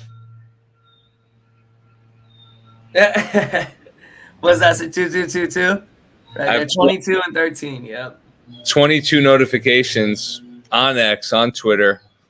So I'm sure we could talk about a lot more. What I've been doing lately is when I get off the podcast, it's like I get all these other questions that I forgot to ask. Too, yeah. And I didn't write down any questions, but I love fighting. I love training. I love supplements. I love health. And I think it's important work, what you're doing, especially when I think about the Solve and the Tallow for guys who are getting cut in the gym. Yeah. Bro, did I ever show you my armpit when I got staph and I finally found methylene blue and put it on? No. We need Let to me see see. Can I present? Oh, here we go. I think I can share my screen. Let me see. Yeah. Here, I'll pull up Twitter right now. Let me see. Entire screen. Yeah, show us that. Because at the very least, I'm interested in that as a topical last resort. Yeah, there you go. Bro, yeah, I would never tell anyone to put it on. Like, it's like there's no need for that. But here, let me see my profile. Oh man, I forget how to search. One second. It always shows you on the phone, but it's like all good. Let me see if I can find it right here. The search function has gotten a little bit worse lately. Yeah, it's kind of like you got to I forget what you have to do. You have to type like find. Bear with me half a second because I know on my phone it will tell me real quick. No, we're all good. So I go here, profile, search, Vance. From Vance. There we go. All right, so you go from Vance staff. There we go. Cool. So this was got a massive staph infection in my armpit. Pretty nasty, right? Yeah. Yeah. And so I'm sitting at the park. This is kind of funny with my girlfriend. And I'm like, all right, I'm going to go get antibiotics. And she's like, dude, like, don't put that shit in your body. And I'm like, I know, but like, fuck, like my fever's starting. I could just feel like shit. My armpit's swollen. My lymph nodes are swollen. I was like, look, Clarissa, I get like, we don't like, antibiotics, but it's different when you're dying. And then she made fun of me. She was like, oh, you're dying. Like, cause you got staph. And I was like, shut up. Like, we were going at it. And so I went that night, put topical methylene blue on, and I took some like 15 milligrams, and I woke up, fever broke. And like a day later, this was my armpit, and it like completely, the swelling was down, went away, and like we were good to go. And I was like, holy shit, dude. It was a wild one. Yeah. Hey, that's something, right? When you really need it, that's what I tell people. It's like when you really need something, you can't discredit that. Yeah. Exactly. Like I'm all for shitting on Western medicine, but if I need a triple bypass or have a stroke or anything like that, like I'm probably going to end up in the ER. You know what I mean? Got my face shattered, went and got an x-ray. Like there's some shit, they do right. preventative, they're not good. Handling after the fact, you know, they're gonna have their shit dialed. And you can't even really tell that your face was shattered. I mean, I think I'm pretty fucking ugly, but yeah, like over here it kind of sticks out a little bit and this sticks out. But I'm also southpaw, so this is the side that always gets hit. So it's like eyes aren't too symmetrical, but I'll take the compliment. I'll take the compliment. No, I've seen guys who've gotten shattered and like their face never looked the same after. Oof. Yeah, mine went 3 ways. I still got the scar, obviously, from the stitches up here. I can kind of see it right there. But yeah, dude, I'll just knock on wood and say I'm blessed on that one. So I got the pictures of my eye. My eye was just shut. It was nasty, but I healed quick too, just from being strict with the diet. Yeah, next year will be a good year for you to fight. The 2025. Okay. Yeah. Next year will be a good year for you. Yeah, I'm down for that. I know one of Soul Bra, the guy that his face was blurred, now it's not. Yeah. He came to Vegas and we talked and we were like, why'd you unblur your face? And he was like telling us the reasons. But one of the reasons was Chinese numerology too, like the good year for it. And I was like, fuck yeah. That's legit. Funny. Yeah. That's funny. Yeah, that's good to know. Yeah, I'm cool with Soul. Soul Bro I was gonna go on Soul Bro's podcast and then I started talking bad about liver. Yeah, you can't do that. I don't think he wants me on there anymore. But no, he's cool. I'm cool with him. He's cool with me. Dude, he's a Chad. And that's the other thing too, is like I don't care who you are. I look at you in real life and like, are you healthy? Like, bro, you're 40, you look great. Like, okay, something's going on here. You know what I mean? Like, let's figure it out. You can always argue genetics, but genetics load the gun, lifestyle pulls that trigger. If you eat like shit and act like shit, you're gonna look like shit, dude. I don't care who you are. Facts. And it's not just you, it's your offspring. It's not just what you ate, it's what your parents ate, what your grandparents ate. What you're eating and putting in your body is going to affect the children you give birth to. It's going to affect their children. That's true generational wealth. Yep. Right? So people are like, if someone out there may not have all the money in the world or all the opportunity, like your decisions are still setting up your bloodline for success, you know? Bro, that's facts. And that's like my mom, like God bless her, but she was on pharmaceuticals when I was born. She had a bad heart. So they literally were trying to get her to abort me because they thought she would die if she gave birth to me. So she was on meds the whole time. Dad, drank. And then I grew up on fucking Chef Boyardee. And I'm like telling him like, yeah, there's a reason I got a fucking lazy eye and I have IBS and Crohn's, they told me, and I have OCD. Like, yeah, like I'm never going to get that to my kids. My kids are going to be raised right. Their kids are going to be raised right and healthy. And like, that's a reason why I'm a fanatic, because I had so many fucking things that hit me in life that I didn't want to deal with, The stomach was a bad one, man. Yeah. No, our parents didn't know any better. They did the best they could. Yeah. And now we just have so much access to information that it's like there's no excuse to not figure it out. The thing with the low vitamin A diet, man, is we're seeing people reverse Crohn's, celiac, IBS. And really? The thing about vitamin A is when it's a fat soluble molecule, once the body has had enough, once the liver has reached storage, it starts to spill out into the gut as retinoic acid. And that acid is what's just destroying people's gut lining. Straight up. Got it. So are you like almost zero vitamin A, or are you just very low vitamin A? Low. You can't go zero. Okay. It's in everything. If you went zero, it would be like white rice and white sugar diet, which is death. Yeah. Anyone would die. You need protein. The whole objective is to lower it and account for it in a society where we've been consuming it in a total unreasonable amount. Got you. Yeah. And that's my thing. I asked all the guys that like I consider like way smarter than me in this field, like I know my shit about what I know. What I don't know, I don't know. And I was asking them, I was like, is there validity to this? This Thor guy's like on it. And they're like, yeah, there's validity to it for sure. I was like, oh shit, I got to look into this. Just haven't deep dove it yet. I'll give you an example, even like helping a lot of, so it's time and dose, right? It's a fat soluble molecule. You have a barrel in your backyard and every day you're dropping water in it, right? Some people are dropping water in it and they're taking water out. Some people are putting cups of water in it and it's building up quicker. We had a guy who vitamin A toxic. We've helped him a lot. He was on a weight gainer. His weight gainer had 2%, 2,000% of the RDA vitamin A. Holy fuck, dude. Then he was on a multivitamin, 150% of the RDA. Okay. He was taking fish oil, liver, and then he was doing raw milk, eggs, and eating as many carrots and sweet potatoes.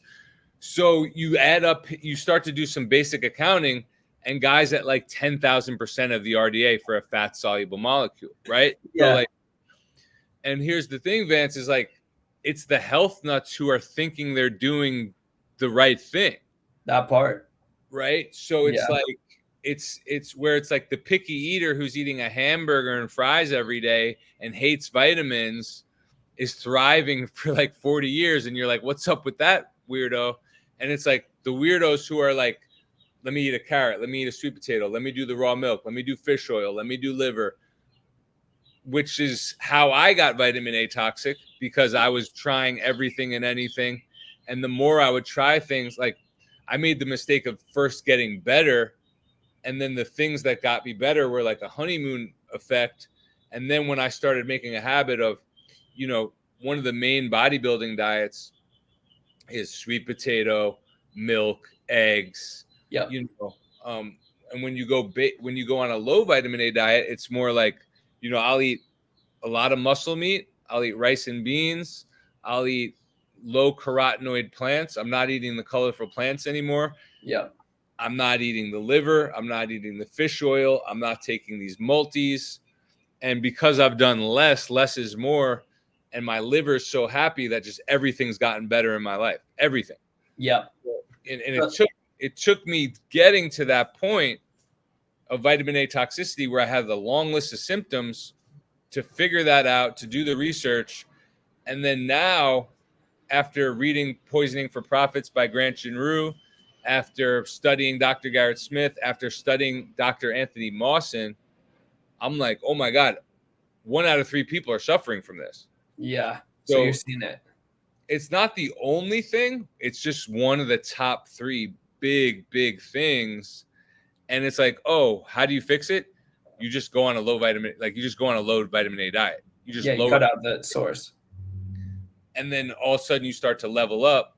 Then what we're seeing is like vitamin A is an antagonist. You want to find out like what's good for you? Look at what vitamin A is an antagonist to. Okay. And it's vitamin C, it's K1, it's K2, it's vitamin D, it's calcium, it's magnesium, like all the essentials this vitamin A toxic alcohol molecule is robbing from your body. Got you. It's insane. It's really, I think, the most jaw-dropping misinfo. I don't know if it was a purposely lie. It's one of the biggest lies in the world, I think, where this thing that's called a vitamin, that the word vitamin was vital aminase, which meant protein, amino acids. In the early 1900s, they changed it from vital aminase to vitamin, and they made this discovery, and they labeled this thing as something that's good for you. Yeah. Right. But it's a man-made concept. Yeah. You know, it's like 200 years ago, 150 years ago, no one even knew what a vitamin was. And we've never been more sick, fat, angry, and depressed in the history of mankind. And all we do are making discoveries on vitamins and all, you know what I mean? And supplements. Yep. It's that part too. And that's the part, like, just look around. You don't see healthy people. If you see a healthy, good-looking person, you're like, holy fuck, dude. I walk through the store, I walk through the airport, I walk through anywhere, and I'm like, yo, like, what the fuck? Like, if it's not me or my friends, it's no one else. I'm like, holy shit, everyone looks sick. And I'm like, man, what the fuck is going on? Now, the vitamin A is interesting because as you're speaking about it, I'm like, fuck, I got to audit because I've always had liver issues. Like, I've always not been able to digest heavy fat meals. Eggs never sat well with me ever, no matter what people told me how healthy they were. Yep. There's just shit like that. Like I still have a lot of shit like I'm working through and figuring out. Like tyramine and like dark chocolate will give me fucking migraines and shit. You know, I still like have so much I'm figuring out and everything. But I do notice it's like, man, like I need to deep dive the vitamin A shit because I feel like that might be a huge indicator of what's going on. I think we put you in one of ones as an honorary member. We get you on the low vitamin A, and then next thing you know, you're winning the championship. I fucking love it. I'll tell you what, I'm definitely gonna start watching it and play with it. Like, I mean, like anything else we've all done every day, play with it and see how we feel, you know? So I'm definitely gonna be very vocal about it too, but I want to know what's going on. It's how the West was won. The West was won on beef, beans, and black coffee. And nicotine, baby. You know what I mean? And Yep. people say, oh, well, you know, they were doing this back then. They were doing way less back then, too. There's an amazing study. One of my favorite vitamin A studies, because I've been reading them all, is smokers, cigarette smokers. Yeah. The cigarette smokers they gave vitamin A to, cancer quick, dying quick, had to stop the study. The low vitamin A cigarette smokers, nothing. Gas and match, baby. All right. So it's like, oh, is that why grandpa smoked till 100 and like the lady over there got lung cancer at 50 and she wasn't even a smoker? Yeah. So just you, like, obviously we don't know. We're figuring shit out together. So it's like never like a stake in the ground. But would you say vitamin A toxicity is worse than like the seed oil epidemic kind of thing going on? I'm putting a stake in the ground with vitamin A. All right. I like it, bro. I like it. Yeah. Okay. I've never been more confident about anything in my entire life. Wow. Yeah. See, I got to deep dive. That's so fucking fascinating to me. That's why I can move how I move on X, because like I've done the 1,000 hours of research, so I can be a little bit vague and crazy because I know I have an ace up my sleeve. Yeah, bro, that's why I'm here right now. It's like I don't block people. I'm in the same shoes as you. I don't block people, and I'm down to have a conversation about it because like I know what I'm talking about. I've done the research. Like we can talk it out. I know where the friction is. Like I went from when I first started, I argued with doctors. And then the second that you show doctors the research, they shut up. And then nurses, because they don't know as much.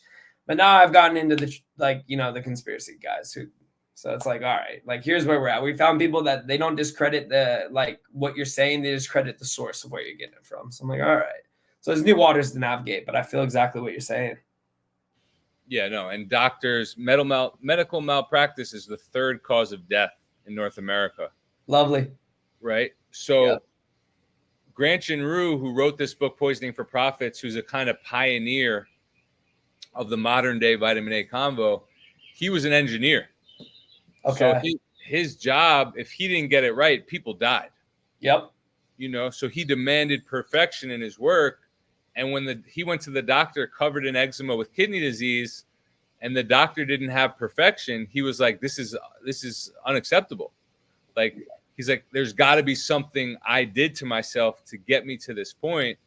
So he goes on an eczema forum late one night and he sees this thing called trigger foods. And he's like, what's trigger foods? It's like, oh, if you eat that food, the eczema gets worse. He's like, well, there was probably something in this food then. Puts it in a spreadsheet database like a genius engineer would. And it comes back that all the foods are high in vitamin A. Yep. And he's like, He's like, that's supposed to be good for us. That's supposed to be an essential nutrient. And then he does some basic research and he's like, well, it is fat soluble. You can get enough of it. And then he's like, if this is real, all I got to do is go on a low vitamin A diet and devise this plan and I can fix my eczema and my kidney disease. So he does his plan of bison, rice, and beans. And he does bison because it's low fat and it's the lowest vitamin A of all the muscle meats, and it's the highest in zinc. Which is funny because bison usually makes you feel anecdotally, I feel the best when I eat bison. Oh, it's all I eat. It's all I eat. When people say, what's your secret? I'm like, bison's one of them. Yeah. You know, because bison's a beast, you know. Mm-hmm. And would you rather eat the cow that's grazing slow in the grass, or do you want to eat the wild wildebeest who's running into the storm? Yeah, exactly. You are what you eat. So he goes on bison, rice, and beans. Day 22, no joint pain. His joint pain goes away. And this was like low on the list of his symptoms that he had learned to live with. And he had been looking at his skin under a microscope, and he sees that the eczema is starting to reverse. Oh, wow. So he's like, all right, I'm going to stick with it. Then he goes back to the kidney doctors, and they're like, what the fuck did you do? Like, your kidney disease is reversing. He's the first patient they've ever seen to reverse kidney disease. Holy shit. So what he deducts and finds out is that once you've had enough of this so-called vitamin, and once it starts spilling out of the liver into retinoic acid, it can go into any and every epithelial tissue in your entire system. So Alzheimer's, epithelial tissue of the brain. Asthma's epithelial tissue of the lungs. Diabetes is epithelial of the pancreas. Cirrhosis and liver disease, fatty liver, epithelial of the liver. Eczema, psoriasis, epithelial of the epidermis. Multiple sclerosis, epithelial of the myelin sheath wrapping around the nerves. Yep. Pulmonary artery disease, cardiac, heart, the number one killer, heart disease, epithelial tissue of the blood vessels. Yeah. And calcification of the blood vessels, and vitamin A leaches calcium from the bones and puts it into the system. So you're getting calcified slowly. One of the things I've noticed on a low vitamin A diet is my teeth were getting like see-through at the bottom. Yeah. And now it's starting to remineralize and my teeth are starting to fill in again. Oh, wow. Just crazy stuff that people told me was aging. I had lost the hair on my shins. Okay. My leg hair. Common thing that a lot of older dudes are getting now. And it was just like, yeah, that's normal. The hair's growing back on my shins now. Yeah. Just so many. I was having to wake up in the middle of the night to pee. And they're like, oh, I'm talking to all my guy friends. They're like, yeah, no, that's normal. You just go back to bed. And I was like, nah, this isn't normal. Like, I refuse to accept this. Yep. Now I don't have to wake up. Bless you. Thank you. And what we're seeing is I'm about to do blood work this week. I'm 6 months in, so it's still early and new for me. Yeah. But I follow people 5 years in, 9 years in. Dr. Garrett Smith is 5 years in. So Garrett Smith he's been preaching this for 5 years because this is all brand new to me. He's been doing it for 5 years. I think he's been going online since 2020. Okay. Granchen Ruse his blog is 9 years long. Holy shit. He's published 3 books, which are incredible. He almost gives too much information. Yeah. And what was I about to say? Like so my blood work, what it's about to show, and I could be wrong, but most likely scenario is my vitamin A serum levels are actually going to be up. Is it because, explain to me why that would happen? Because you're thinking because it would be getting it out of the system more now? Yeah. The liver is like, oh, you're stopping that? Okay. So what happened with me and what happens to a lot of people, 3 weeks in, it's like, oh man, I feel amazing. I feel so good. Foreshadowing.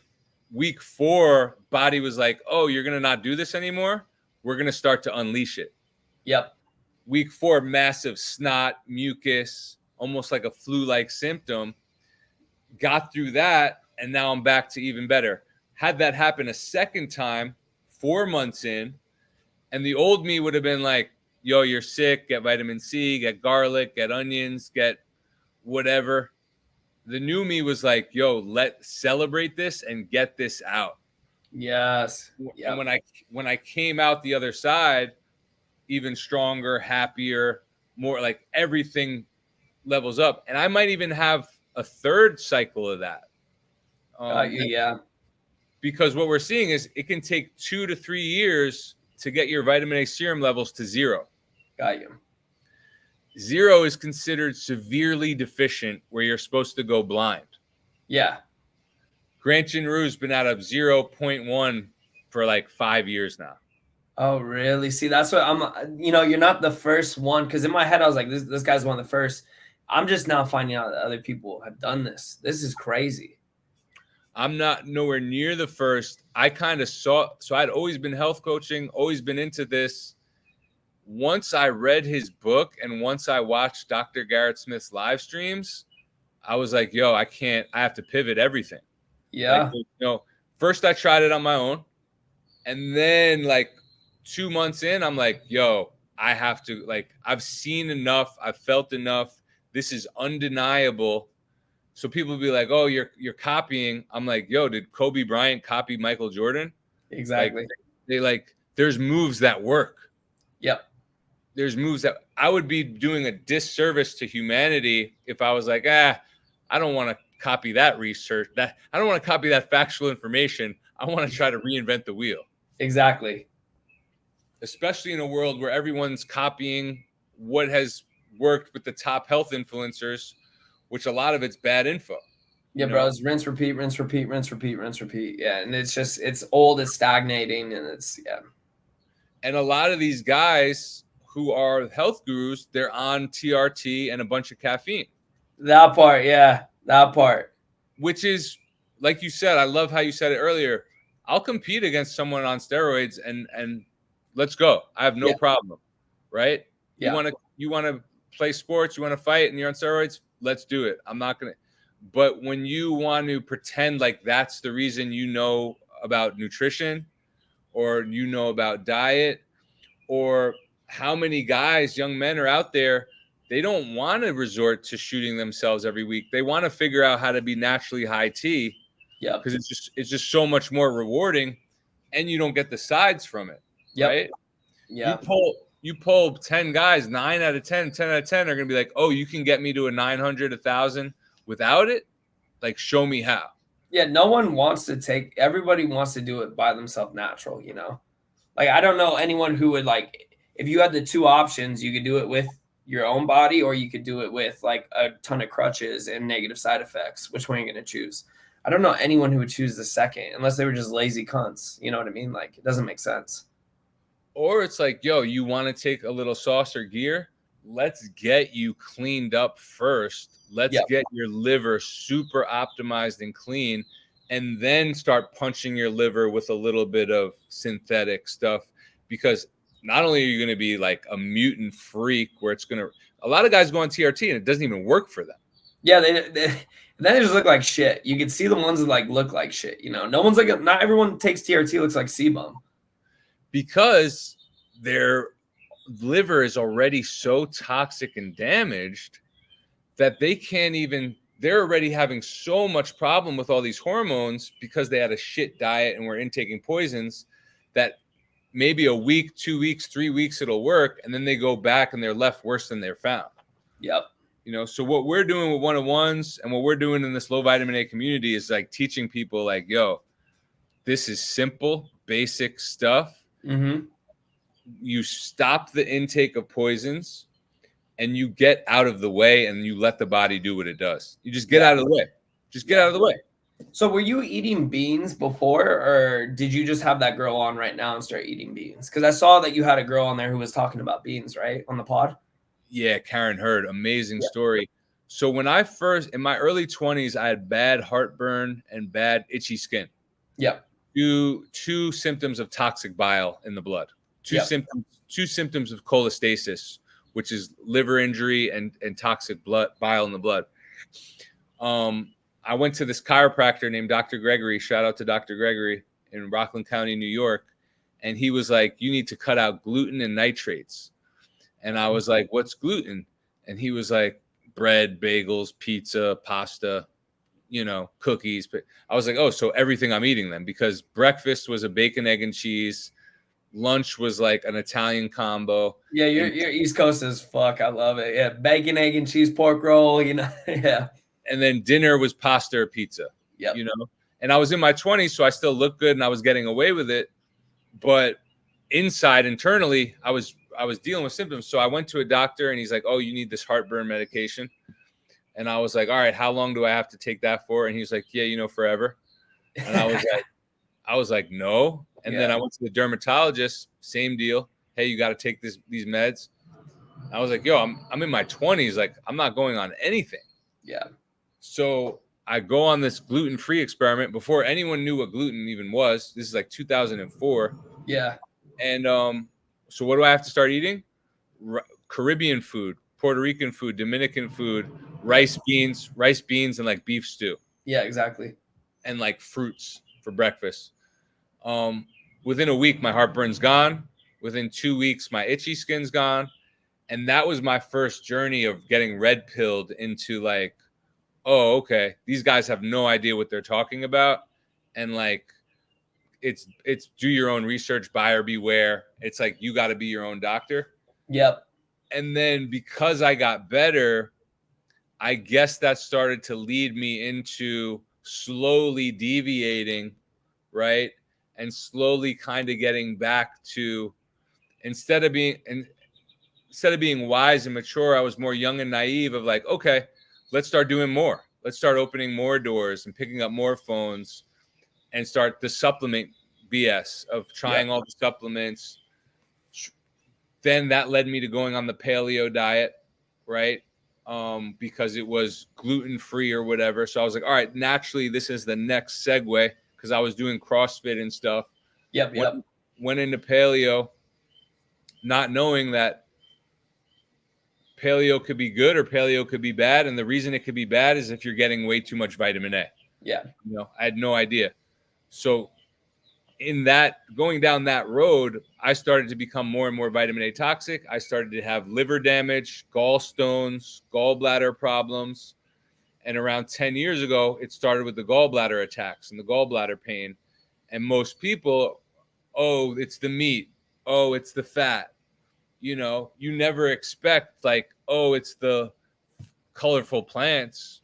Oh, it's the multivitamins. Oh, it's the liver and the fish oil and the skate liver oil and the cod liver oil and all this, So once I saw that, I was like, oh, this makes perfect sense. I was looking at gallstone surgery. Yeah. I was looking at getting my gallbladder removed. And now I'm 6 months removed from that conversation, and I no longer have to get my gallbladder removed. Oh, let's go. Yeah. See, that's my girlfriend's sister. She gets gall attacks right now. So I'm immediately thinking like, all right, we're going to try this shit out real quick. See what happens. You get her on low vitamin A, you get her on the beans and the soluble fiber. So what the beans do is vitamin A is a fat soluble toxin. Yeah.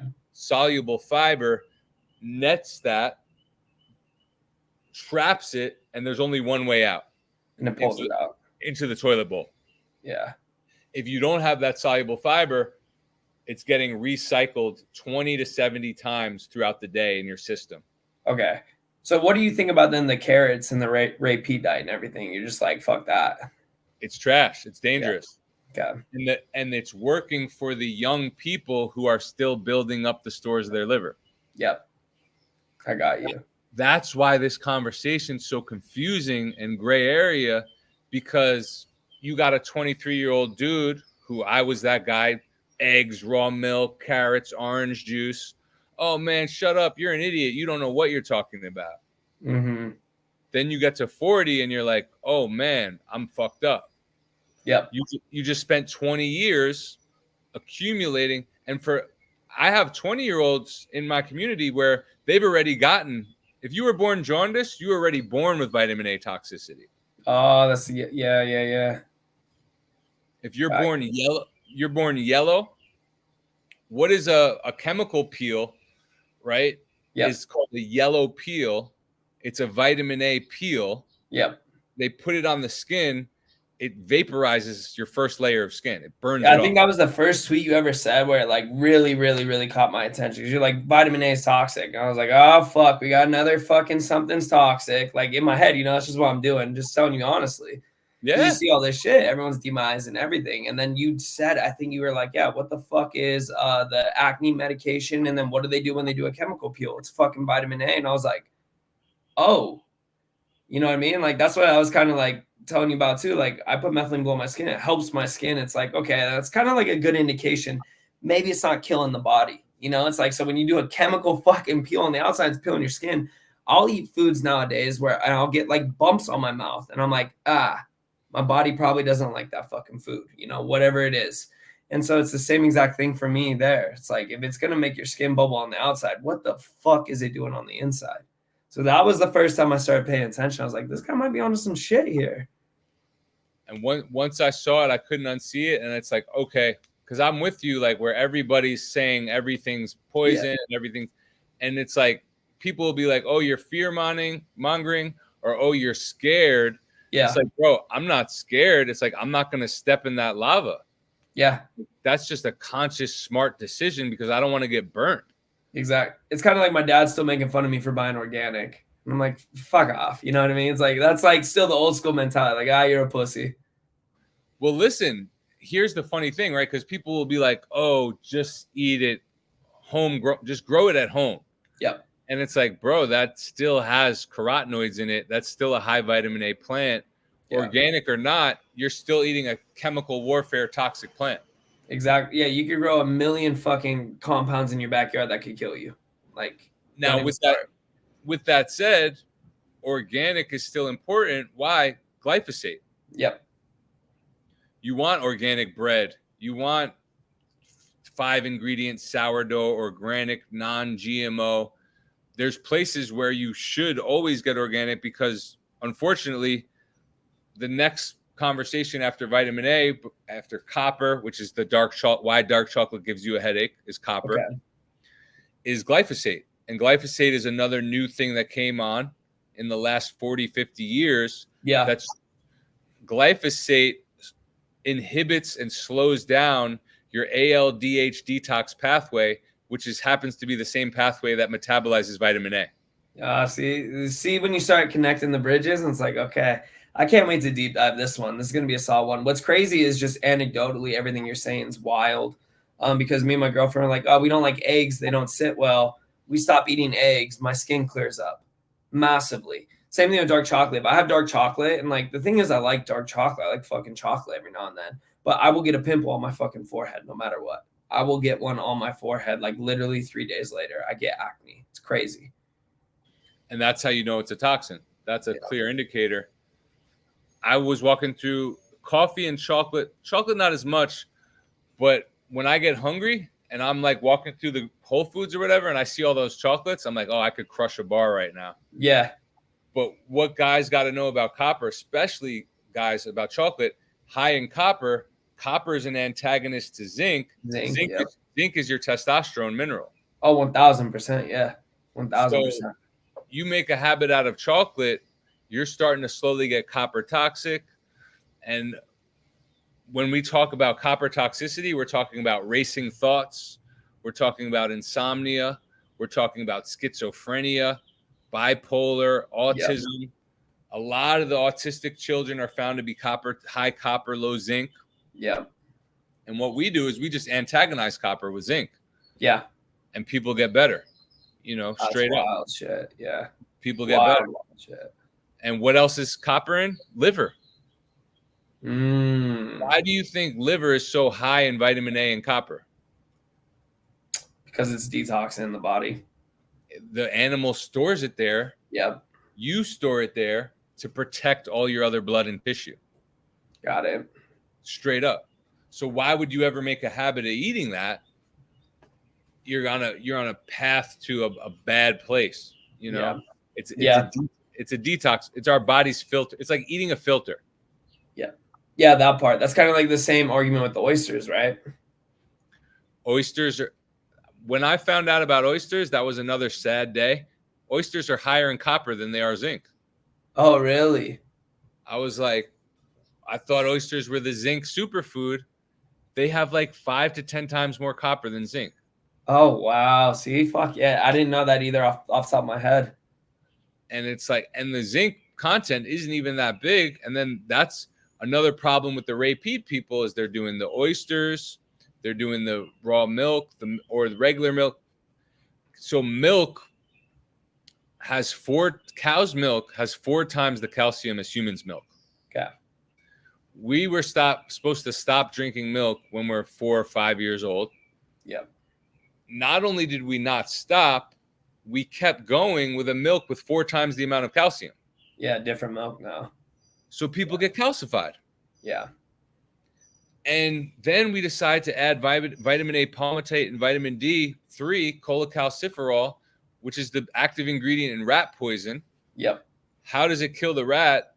Sucks calcium out, hypercalcemia.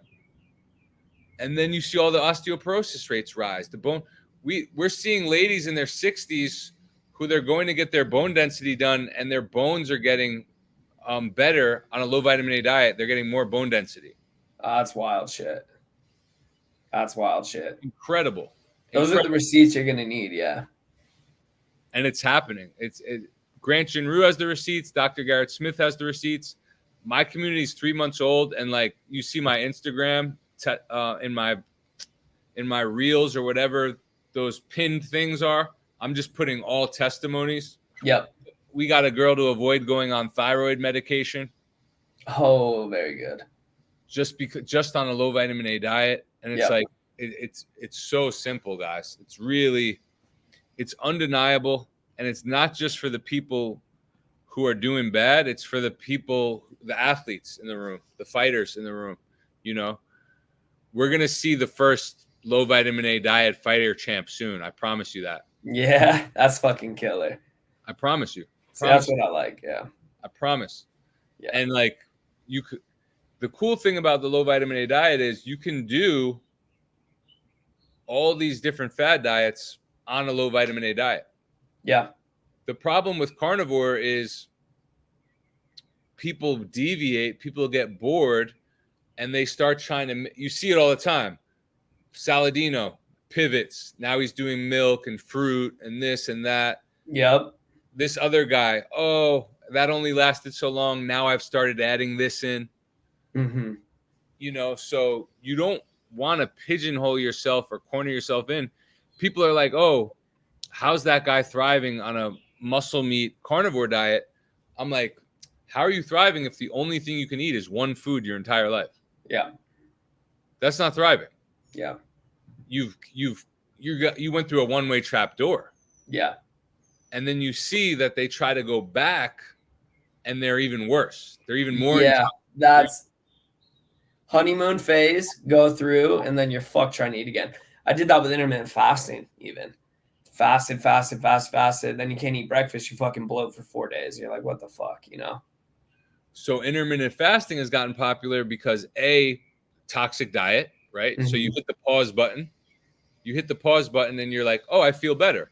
It's like, yeah, because you stopped eating trash. Yep. But then it puts it's a bile conversation, and you're not getting those toxins out conversation. Yep. You're just storing them away. And then you open up that feeding window and you feel tired again. And then you go back to, coffee for breakfast and no eating. So it's like, I did intermittent fasting for a while too. Yeah. And now I can eat breakfast and I have more energy than before I was on intermittent fasting, and I'm good to go. Yeah. You know, and it's a huge, if you get tired after you're eating, it's a indicator of potassium deficiency too. Got it. So So are you supplementing anything like bile-wise or anything crazy? No. Okay. Because bile is part of the problem, and putting more bile in is an issue. So the only supplements I'm taking right now, if you want to even call them supplements, is sodium chloride, just Jacobson salt on my food. Yeah. Sometimes I'll mix that with a potassium chloride, so it's a 50-50 salt. Like if I have a heavy training day, and then I'll do zinc, selenium, and molybdenum. And molybdenum is really big. Molybdenum is a sleeper that helps get all these aldehydes and sulfites out of your body. First time I ever heard of it. Yeah, it gets a lot of, and molybdenum is something you got to take in a low dose, and you might feel a detox reaction at first. Yeah. And then magnesium chloride is a huge one. Yeah. Topical magnesium chloride, whether it's the bath, the spray, or the lotion. Yeah. And people start feeling better right away on that. Yeah. Magnesium. Yeah. Everyone should be, but yeah. And what people don't realize is that the oral magnesium doesn't raise the levels for most people. Yep. It's the topical that really moves the needle, which also shows us how important it is of what we put on or what we don't put on our skin. Did you see the guy?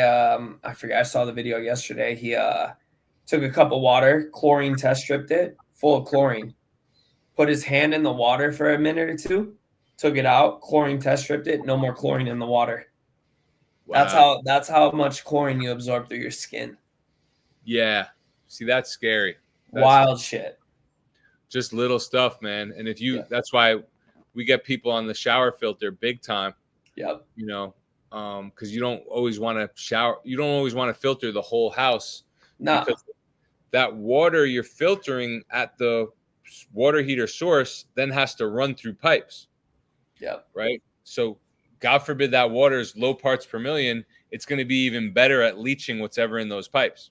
So yeah, I got you. Yeah, I have the reverse osmosis in the garage, and then just for like a spout right there, water runs through the house, but then we have shower filters right there. Yeah, reverse osmosis is key. Distilled water is key. Another huge problem is all these BS spring waters and mineral waters. Mm-hmm. Just another way someone's getting calcified.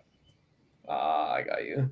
That Green Mountain spring water in the green bottle, high in calcium. See, I've heard like 4 people go off about I forget what it is, Mountain Spring or Mountain Valley water. Right. Yeah.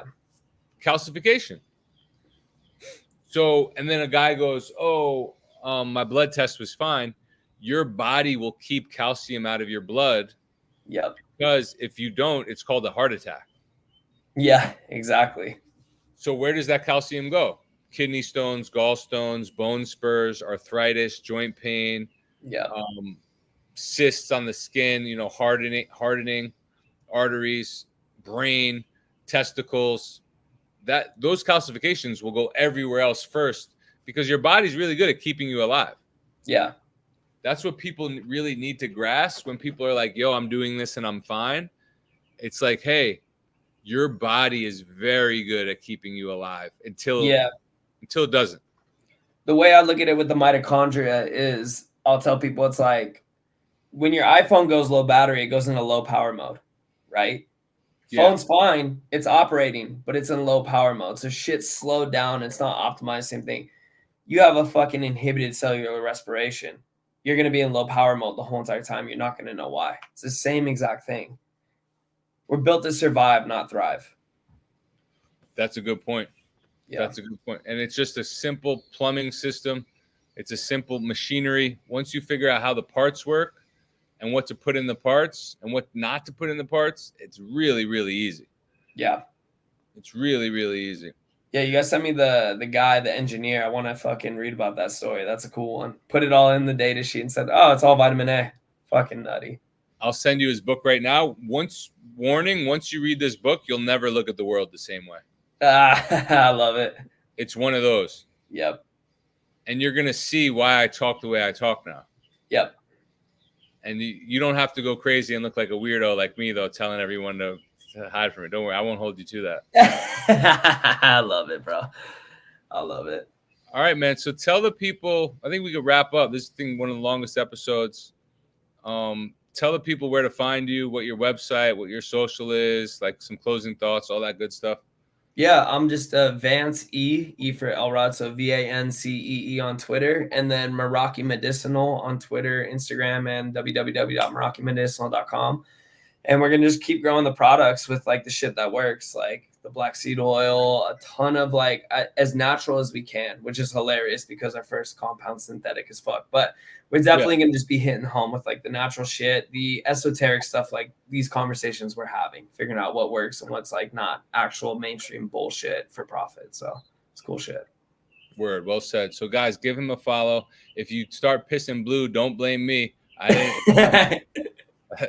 And like, comment, share, subscribe. One of One's episode 12, over and out. One of One's community. We're at 570 members now, and our goal is to get 1,000 members by August. And our goal is to help 1 million people get better.